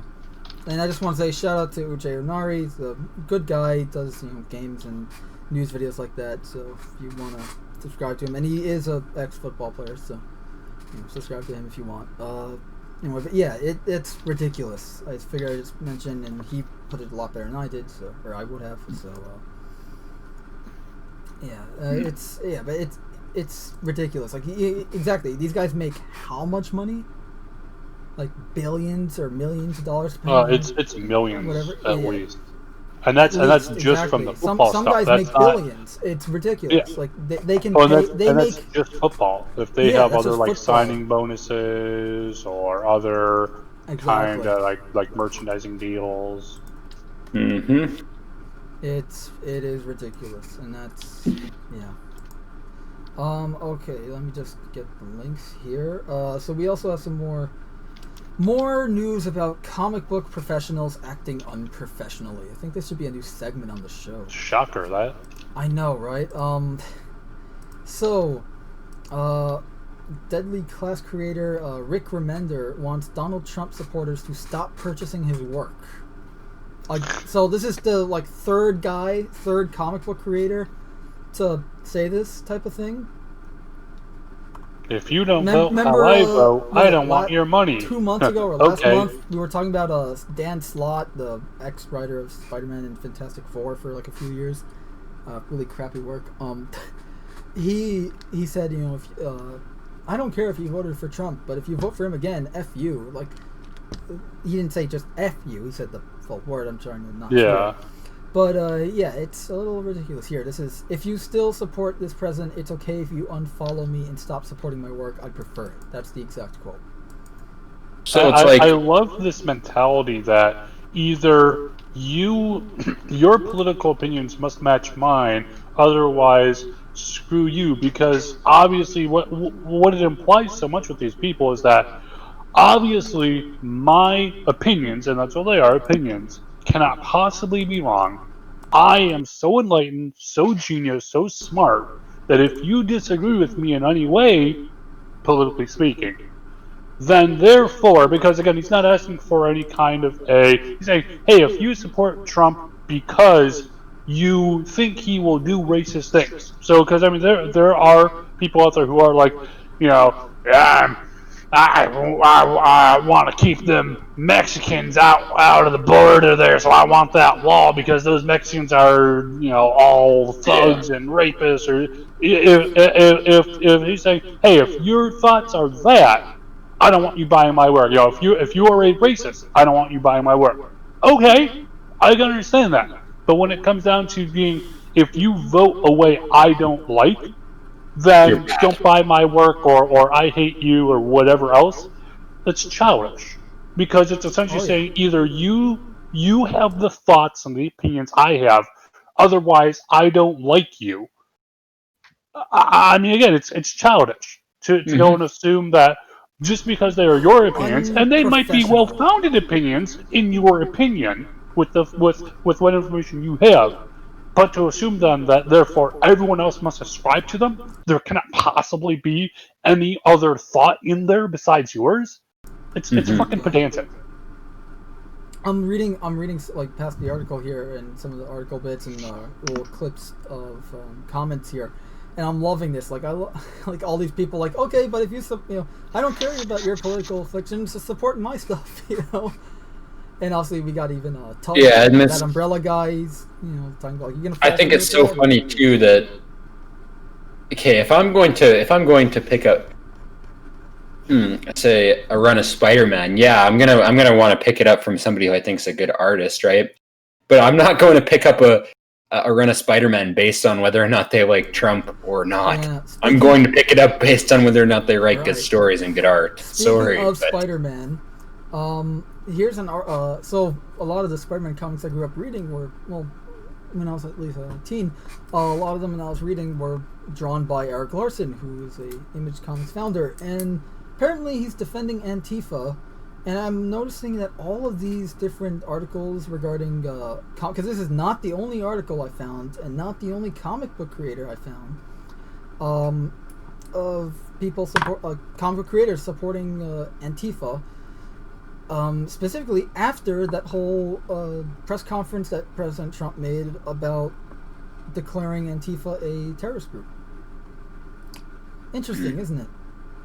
And this is made by our good friend John F. Trent. Nice. So yeah, Image Comics founder and creator of Savage Dragon, Eric Larson, recently defended Antifa in numerous tweets after President Donald Trump declared the United States of America would be designating the group as a terrorist organization.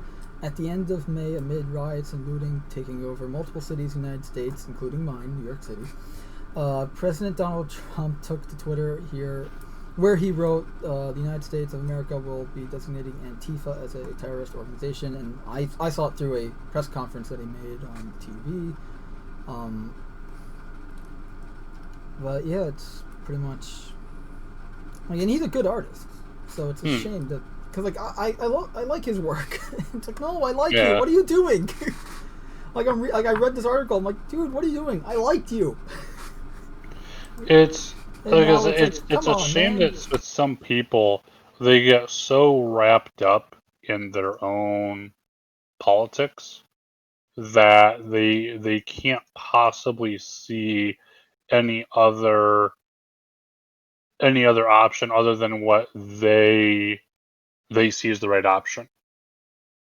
It's like they can't possibly bear the thought that they might be either just incorrect, and I'm not even just saying like incorrect, like, oh well, you're wrong, Trump's the greatest. I'm not saying anything like that, but just the idea that either you subscribe to the politics I believe in, otherwise, screw you, you're bad, I'm going to do everything I can to not acknowledge you, hurt you, dismiss you, whatever. And it's just like, why? First off, among other things, it's like, one, if people are buying your product, why are you first off trying to be like, well, don't buy my product unless you subscribe to my politics? Like, what? That makes no sense. So long, say so long to that good old dollar. You need to pay their bills. Well, exactly, and it's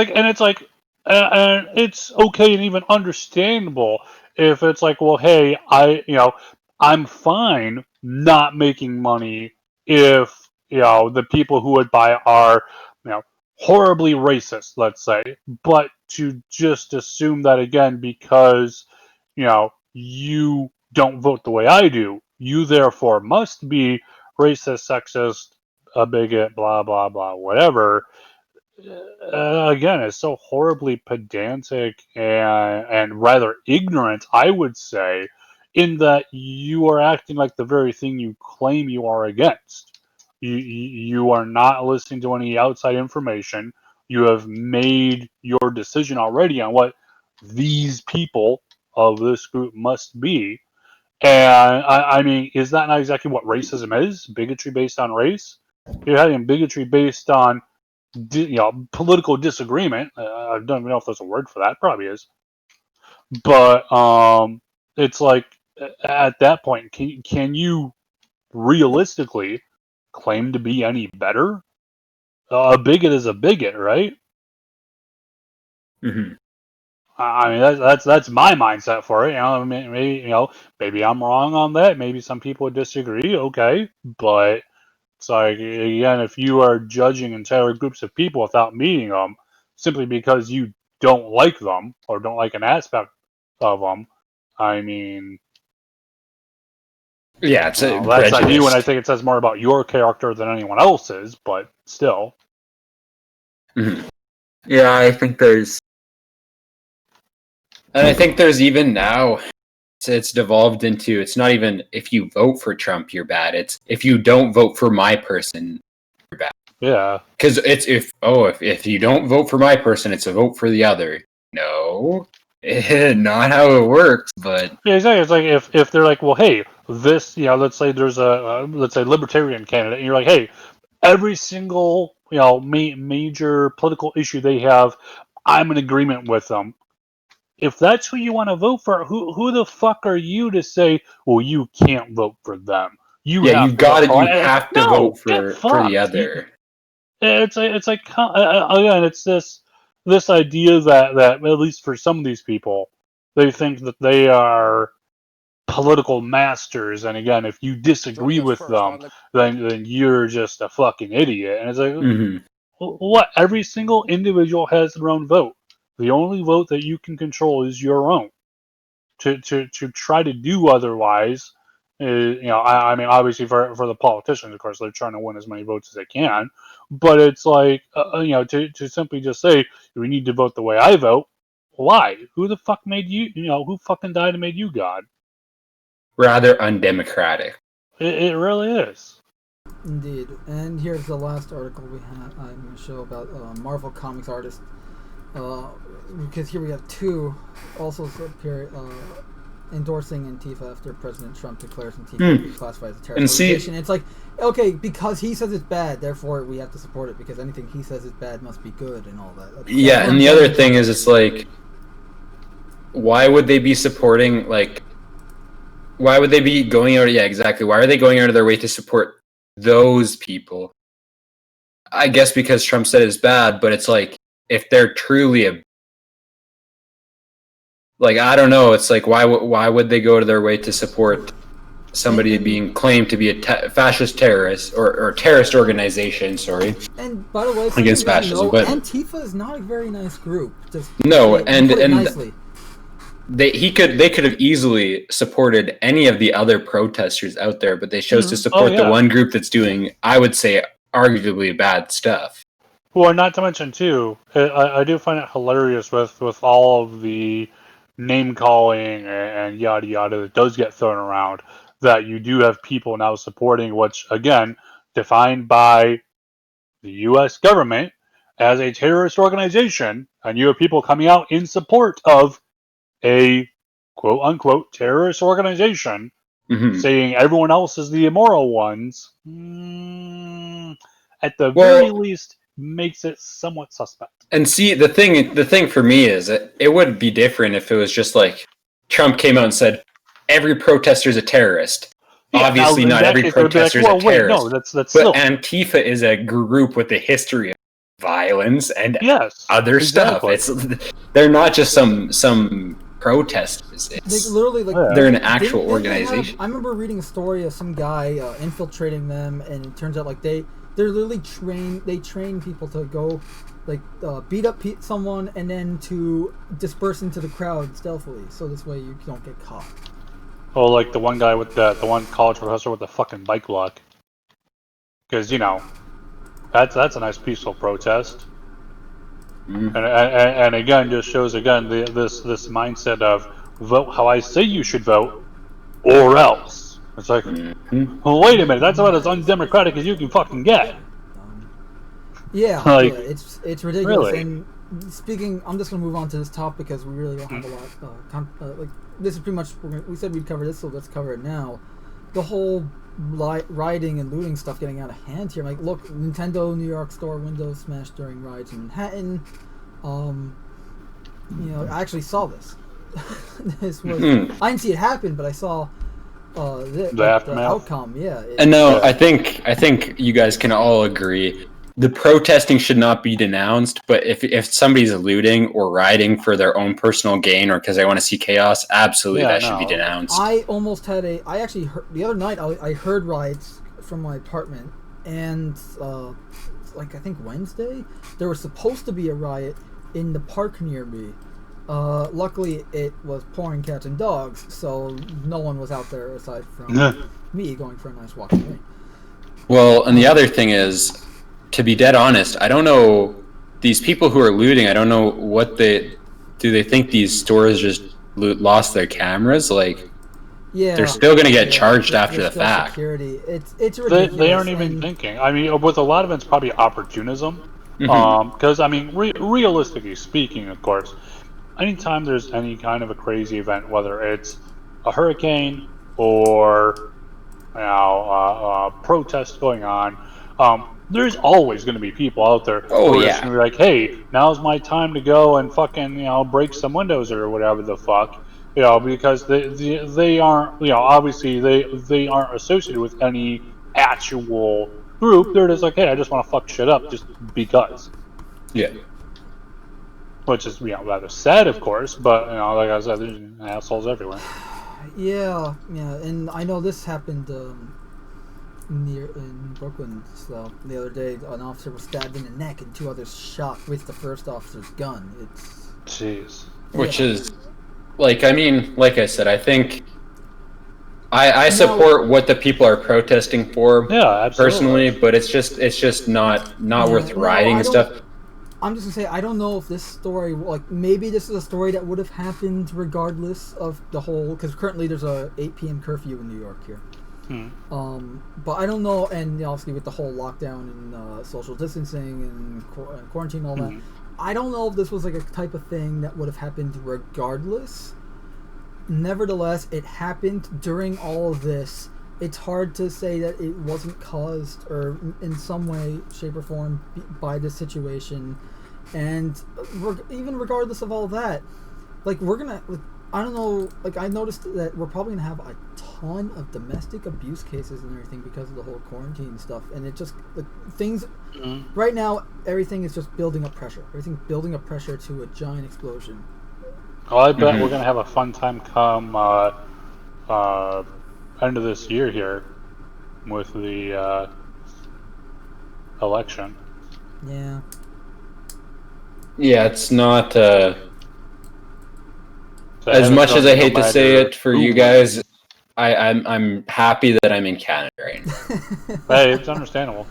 Oh no, you're allowed to say that, man. I don't care. But it's I'm in New York. My vote doesn't matter. But yeah, from what I understand though, is the police there are not wanting to. Well, here's the thing. I don't mean to get into a whole political tangent, so we'll probably discuss this a bit off the air later. But my mayor's kind of hindered the cops' abilities overall in so many ways, to the point where last year he made a law where, or like a guideline where cops can't arrest minors for smoking or drinking. So essentially, if you're underage smoking or drinking in public, you can't be arrested. Which is ridiculous. Yep. And I think it was July something it was enacted last year. So if I remember it correctly. But yeah, it's ridiculous. And I think there's 2 things that people should remember. You can't judge all police officers on the actions of a few bad ones. Oh, absolutely. Just the same as you can't judge all protesters on the actions of a few bad ones. No. Yeah, exactly. One of my when I used to live in the Bronx, one of my neighbors was the chief surgeon of the NYPD. Well, I'm friends with him. Oh. He's a good guy. Okay, so he makes great chillin'. What I'd say to that is, you can't say that all police are bad. I'll echo that sentiment. You can't say that all police are bad, just as you can't say that all protesters are bad. But I think that you should hold the police accountable as an organization, as a whole, compared to whereas the protesters, not so much. Right? Like I think it's okay to hold the police accountable as a whole, and to say that they're an it's more a generalization of, how do you treat an organization? You treat an organization by its members and their actions. That's just with anything. It's even like it's the case with even like the Star Citizen organizations in our little community here. Like that's, you treat an organization by how the members of that organization act. That's just how it is with everything. You can name it: cops, gaming organizations, companies, you whatever. So that's a fair assessment, but it is hard to. Regardless, you should always keep an open mind, and you always judge an individual by their actions. You should always try to keep it to that. You shouldn't you can. I'm not saying don't judge the police and say that they are doing things poorly, because clearly it seems that there's a mindset of us versus them now, which if you're going to be an officer that's trying to protect people and serve, you can't I can see how however, think that. There's a lot of violence that's being directed towards individual officers when, they had nothing to do with what happened. So I think level-headedness is better than being outraged. Well, also, too, bear in mind that even before this was all going on, back during the Obama presidency, there were several similar events, at least, and oftentimes they're the attitude, at least from again the White House in general, was much more of a not even a hey let's all try to get along and work things out here, but a how dare you kind of thing before even all the facts would come out, and it's like, well, wait a minute, shouldn't we I've at noticed least everyone is investigate everything more. first? We're not seeing a lot of people. Everyone's just reacting. No one's actually Yes. thinking things through, and that's I think a problem. Yes, and it's like we need that can be to. said with a lot of things in a lot of industries today. Yeah. Unfortunately.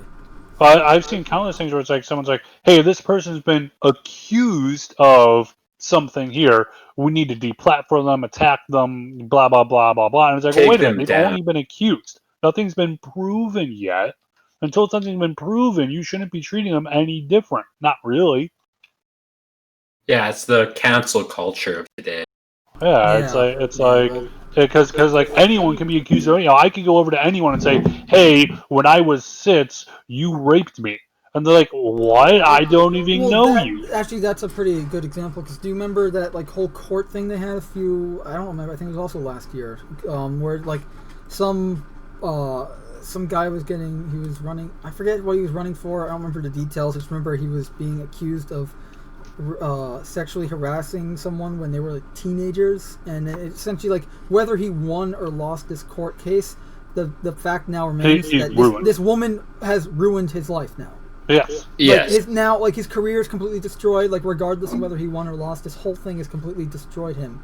And that's pretty much what all this is a lot now. It's like let me just destroy your life and livelihood and weaponize it. Yeah, and it's like, oh, wait a minute. And this is like this, and at this point, this is like some guy who now has a wife and kids and everything. Like whatever happened. And you were teens. And who know, like Oh, and we saw too with the Kavanaugh hearings of Justice Kavanaugh, going to the Supreme Court, where again you have even witnesses that or the person who claimed it happened. Their witnesses, or the people that are saying they can collaborate, they're going, we have no records of this ever happening. Yeah. Either this didn't happen or I have no recollection of it. Yeah. I have no recollection of them acting any different after this time, because something that would affect you. It was like almost 40 years between when it happened and the even time the woman's parents were going like, hey,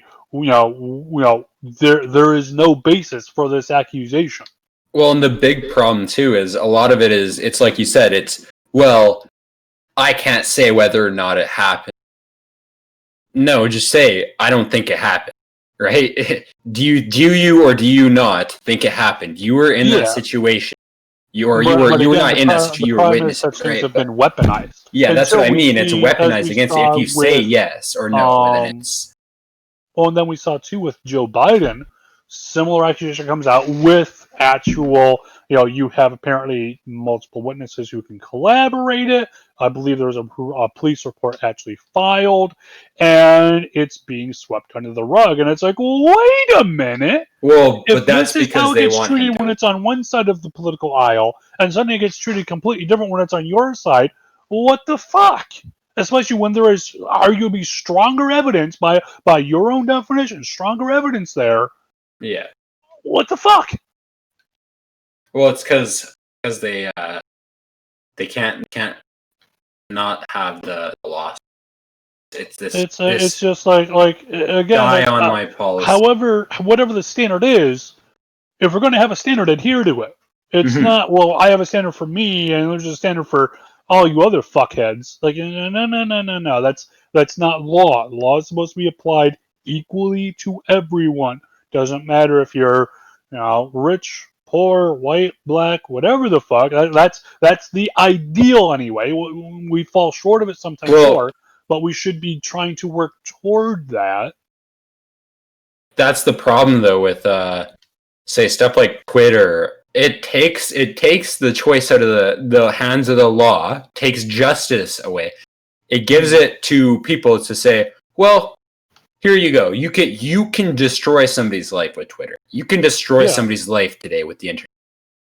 And that shouldn't be allowed. With some of these accusations, it's like just the accusation itself, people take as, well, I know it happened. Yeah, It's like, exactly. It's what?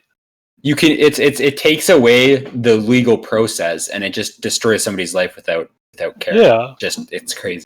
And that too, not to diverge too much off that topic here, Yeah. but with the idea of social justice, just looking at the words of it, the idea that, well, regular justice isn't enough, so we're going to do extrajudicial means to Yeah. ruin a person's life, essentially.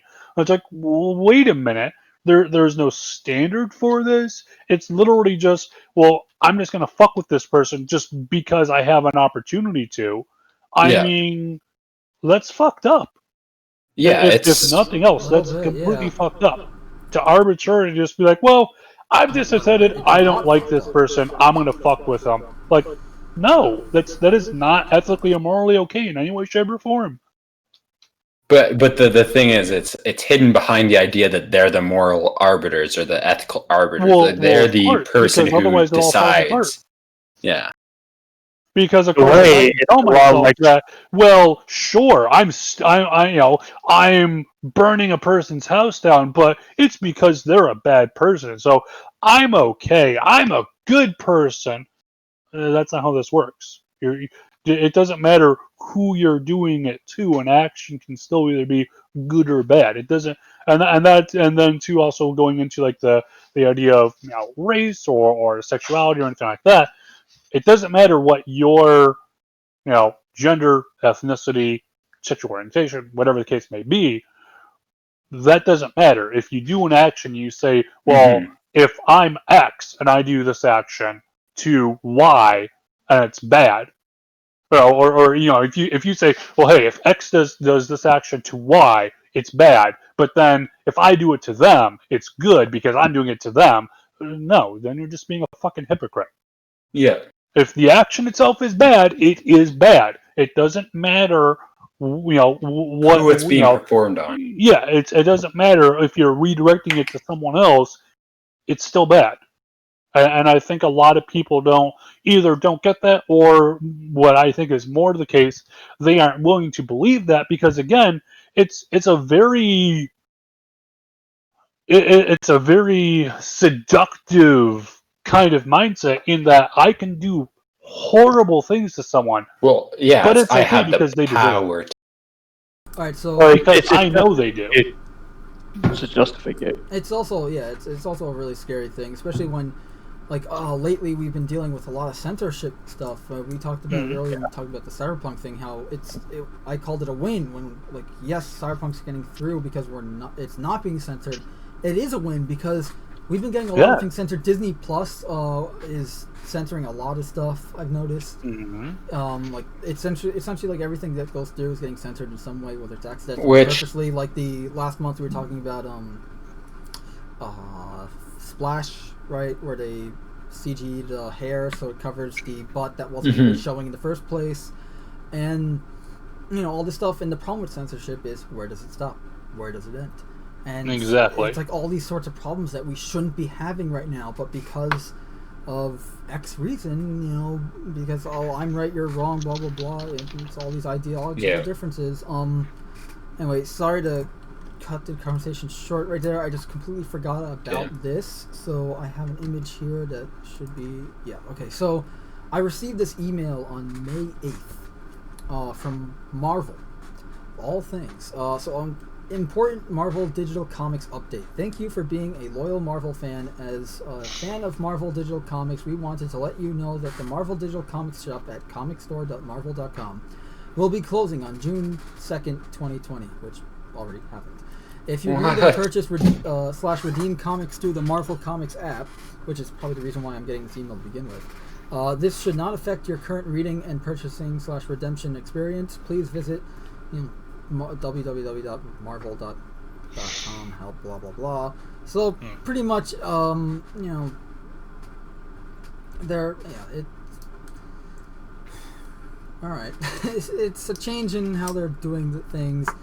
COVID-19's kind of messed up whole Diamond distributors and how because Diamond distributes all the Marvel, DC comics exclusively, and they're they have to they was last we covered it. They were estimated that they wouldn't be able to pay them back until August, earliest. It was ridiculous or something like that. Yeah. So. Thanks. And they don't have a return policy for like the comic shops. They get stuck with all the crap books. Also, New Warriors got canceled supposedly. Well, to be fair, I'm not surprised if I they know, did. right? Here, Well, let me double check. Because pretty much no one was liking that. Wait. Anywhere. People thought it was a joke, and rightfully so. Is DC cutting ties with Diamond comic distributors then? I wonder. Because I'm reading this article here, and it says, so yeah, I think Diamond the publisher will no longer distribute. Yeah. Diamond, I think, has cut ties. Yeah. The announcement was made via an email to retailers sent Friday morning. We recognize that to many of you, this may seem like a momentous decision. However, we can assure you that this change in DC's distribution plans has not been made lightly and follows a long period of thought and consideration. The change of direction is in line with DC's overall strategic vision intended to improve the health of and strengthen the direct market, as well as grow the number of fans who read comics worldwide. Okay. So, in the near term, Diamond will only be filling orders placed through June 1st final order cutoff, and will not solicit the sale of new DC titles. Okay. Yeah, and I have to say, so New Warriors is not officially canceled. It might be canceled. We don't honestly know yet because they delayed the book. It was initially supposed to already have been out by now. It was supposed to be like April 15th. And they delayed it, and now it's possibly canceled. I'm looking at it right now. I'm gonna have to go on I'm not because my seeing headset's anything about to die about here. it being canceled. I'm just getting articles from like March. So. I'm gonna have to run here because my headset's about to be dead. All right, well. All right. We're maybe a good time to wrap it up here. Yeah, I'm probably gonna wrap it up here anyways. So let me just quickly put on a decent image for the viewers to see. Yeah, I think that's. Oh, I have one thing of good news to report to end the show on, because we need some good news. Yes. Transformers franchise to get new animated and live-action films. Yes. So, cool. These are both so not connected to the current franchises, like either the Bumblebee movie or the Bayformers movies, because the Bumblebee movie was a reboot. That was confirmed to be a reboot. It's not connected to the Bayformers. So this is supposed to be so you got animated prequel film, which is supposed to be an animated prequel film that will be helmed by Toy Story 4 director Josh Cooley and is reportedly not connected to the live-action franchise. According to the deadline, the film will take place on Cybertron and revolve around the relationship between Optimus Prime and Megatron. They also note the film is separate and apart from the live-action Transformers film series and the Bumblebee spin-off.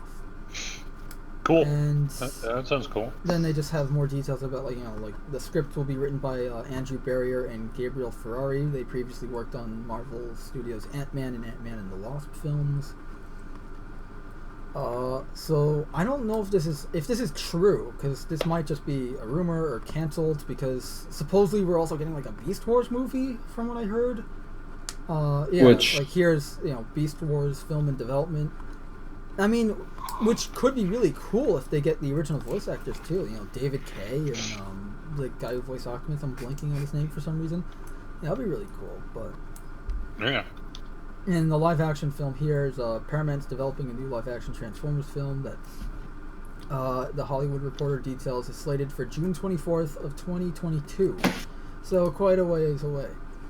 Along with the detailing and release date, they note that there are 2 Transformers live-action projects in the work. One is from Joby, hopefully I'm pronouncing that, it's not like Joby, or Joby Harold, and the other is from James Vanderbilt. There were no details on which those projects could be slated for. Okay, so yeah, I know there were supposedly, because we're also supposedly getting a sequel to the Bumblebee film, and it's gonna have like Optimus Prime more prominent in it. Like, I've heard people say it's gonna be like a buddy cop between with Bumblebee and Optimus on some kind of adventure. I don't know. I mean, I've only seen clips and bits, mostly the good part, like the Cybertron bits and the fight scenes from Bumblebee, and I mean, they still have a long ways to go, but it's definitely a step in the right direction. And I mean, if they want to continue making like movies, a Bumblebee sequel or movies based in that universe, I mean, by all means. Mm-hmm. Yeah, it is definitely good news. But yeah, I figured, you know, more and obviously they have the trailer for that Netflix series that we plan to cover. No release date on it yet, unfortunately. All we have is the trailer, and if you look on Netflix, it just says coming soon. Yeah. TM. Yeah, it's... Oh, it's produced by Rooster Teeth? I didn't actually know that. There. Yeah, who would have thought? And just for anyone who's curious, it's called War for Cybertron. It is completely different. It's based on the toy line called War for Cybertron Trilogy Siege. Like, that's the full toy line. It's a mouthful. But here, you know, and that's why, like, the models are literally just the toys. They're just CGI versions of the toy. Which is fine, because the toys actually look pretty good. Sort of.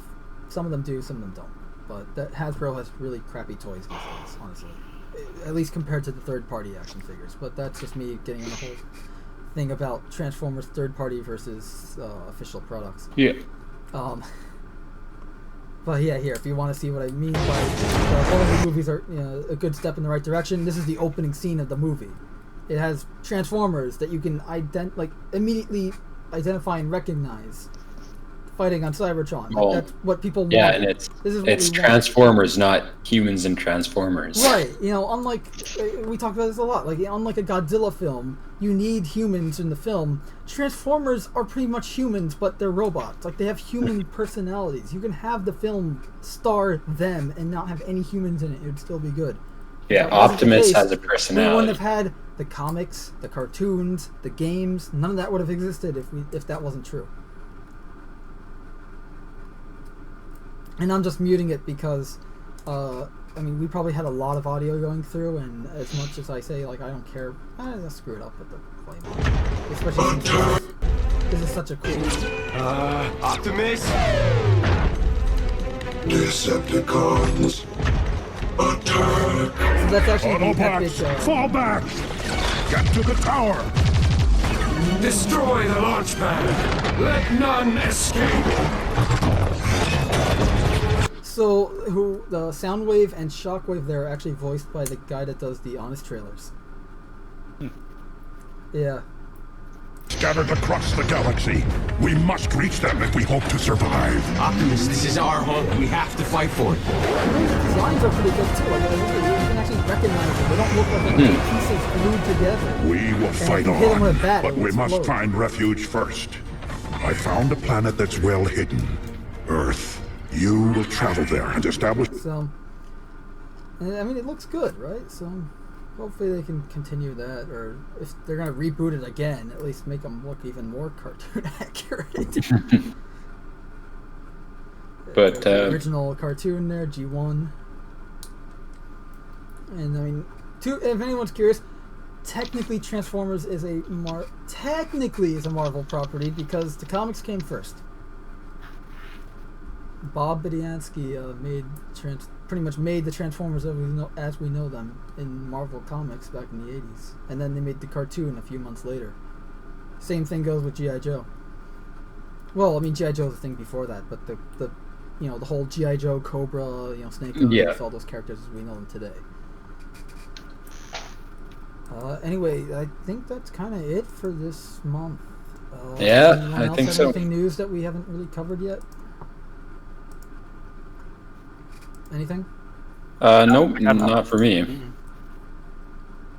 Alright, I think I'm going to use this Cyberpunk image for the thumbnail, though. I'll send you the image later so you guys know what I'm talking about. Okay. I have other options if you guys say no. But yeah, this was a jam-packed week full of news. We went 4 hours because of it. I mean, I don't care. I had fun, and I can do this all. I'm sure it's only going to get crazier too. Yeah, things are getting really crazy. And as I said, we have a curfew here in New York. It's insane. Hey, that's another one for the apocalypse bingo. Yeah. I'm just sad because I don't have the only gun I can get is a freaking 22 long rifle, and I'm only allowed to have 7 rounds per magazine. And that's not including the whole, 5 months to 2 year wait time and the price of the gun and for permits and all that. What I That's just the find gun hilarious in too, itself. not to get too deep into this shit again, but it's Yeah. the same guys who will say, "Well, you don't need a gun; the police will protect you," are the same ones who are saying, "Well, the police are all bigots and horrible, and we can't trust them." And that. It's like, well, wait a minute, well, which is it then? Well, I think a lot of people are going to realize why the Second Amendment was made pretty soon. Yeah, I can tell you from personal experience that at least in regards to the chief surgeon of the NYPD, he's a very nice guy and not corrupt. And he has a flask that looks like a gun. Yeah, let me just reach my flask here. I used to hang out with him a lot before this whole thing, so he makes good food. Anyway, I think we'll just end it there. Oh, well, let's just plug the sponsor and then end it there. So, this is sponsored, sort of, by Iron Chef products. Hey, apocalypse is starting. You're gonna need some food. All of it's shelf stable. Just saying. You don't need to refrigerate So it in 5 even years, after opening. once the world ends, it'll still be good. 5 years? Do you mean a year and a half? Look, I'm being optimistic here. No, I have a bottle that's been sitting out for like 15 years and it's still good. I just opened it the other night. It's good. No, I mean a year and a half when the world ends. Oh yeah, that's true. We're not doesn't going to be make around last. anymore. But you know what? At least the Iron Chef sauce that you had. in Let's your apartment will put still it be this around. way: these products are likely to last longer than our I current was about to say, society. no, these products are going to outlive you. Yeah. That's the truth. Anyway, so yeah, it's good stuff. They got breadcrumb. The panko's kind of like Japanese breadcrumbs. So it's like if you want to bread your chicken or something. I don't know. Do whatever the hell you want to do. I mean, this stuff's pretty good. You can barbecue with it. That's what I did this weekend. You can just smear it on, use it as dip. I mean, they even have little recipes on the bottles themselves. So, yeah, and again, if you want to help support our show, support them because they kind of help support us. Yeah, so anyway, yeah, so and plus it helps you, so it's a win-win for all of us. It's a triple win. They win, you win, and we win. So, anyway, I think we'll call it there. Everyone, thanks for watching. Please hit the thumbs up button so that because if you enjoyed it, subscribe to the channel if you want more content. And also, if you are subscribed, please make sure that you are still subscribed because YouTube has been unsubscribing people. Because YouTube's just weird that way.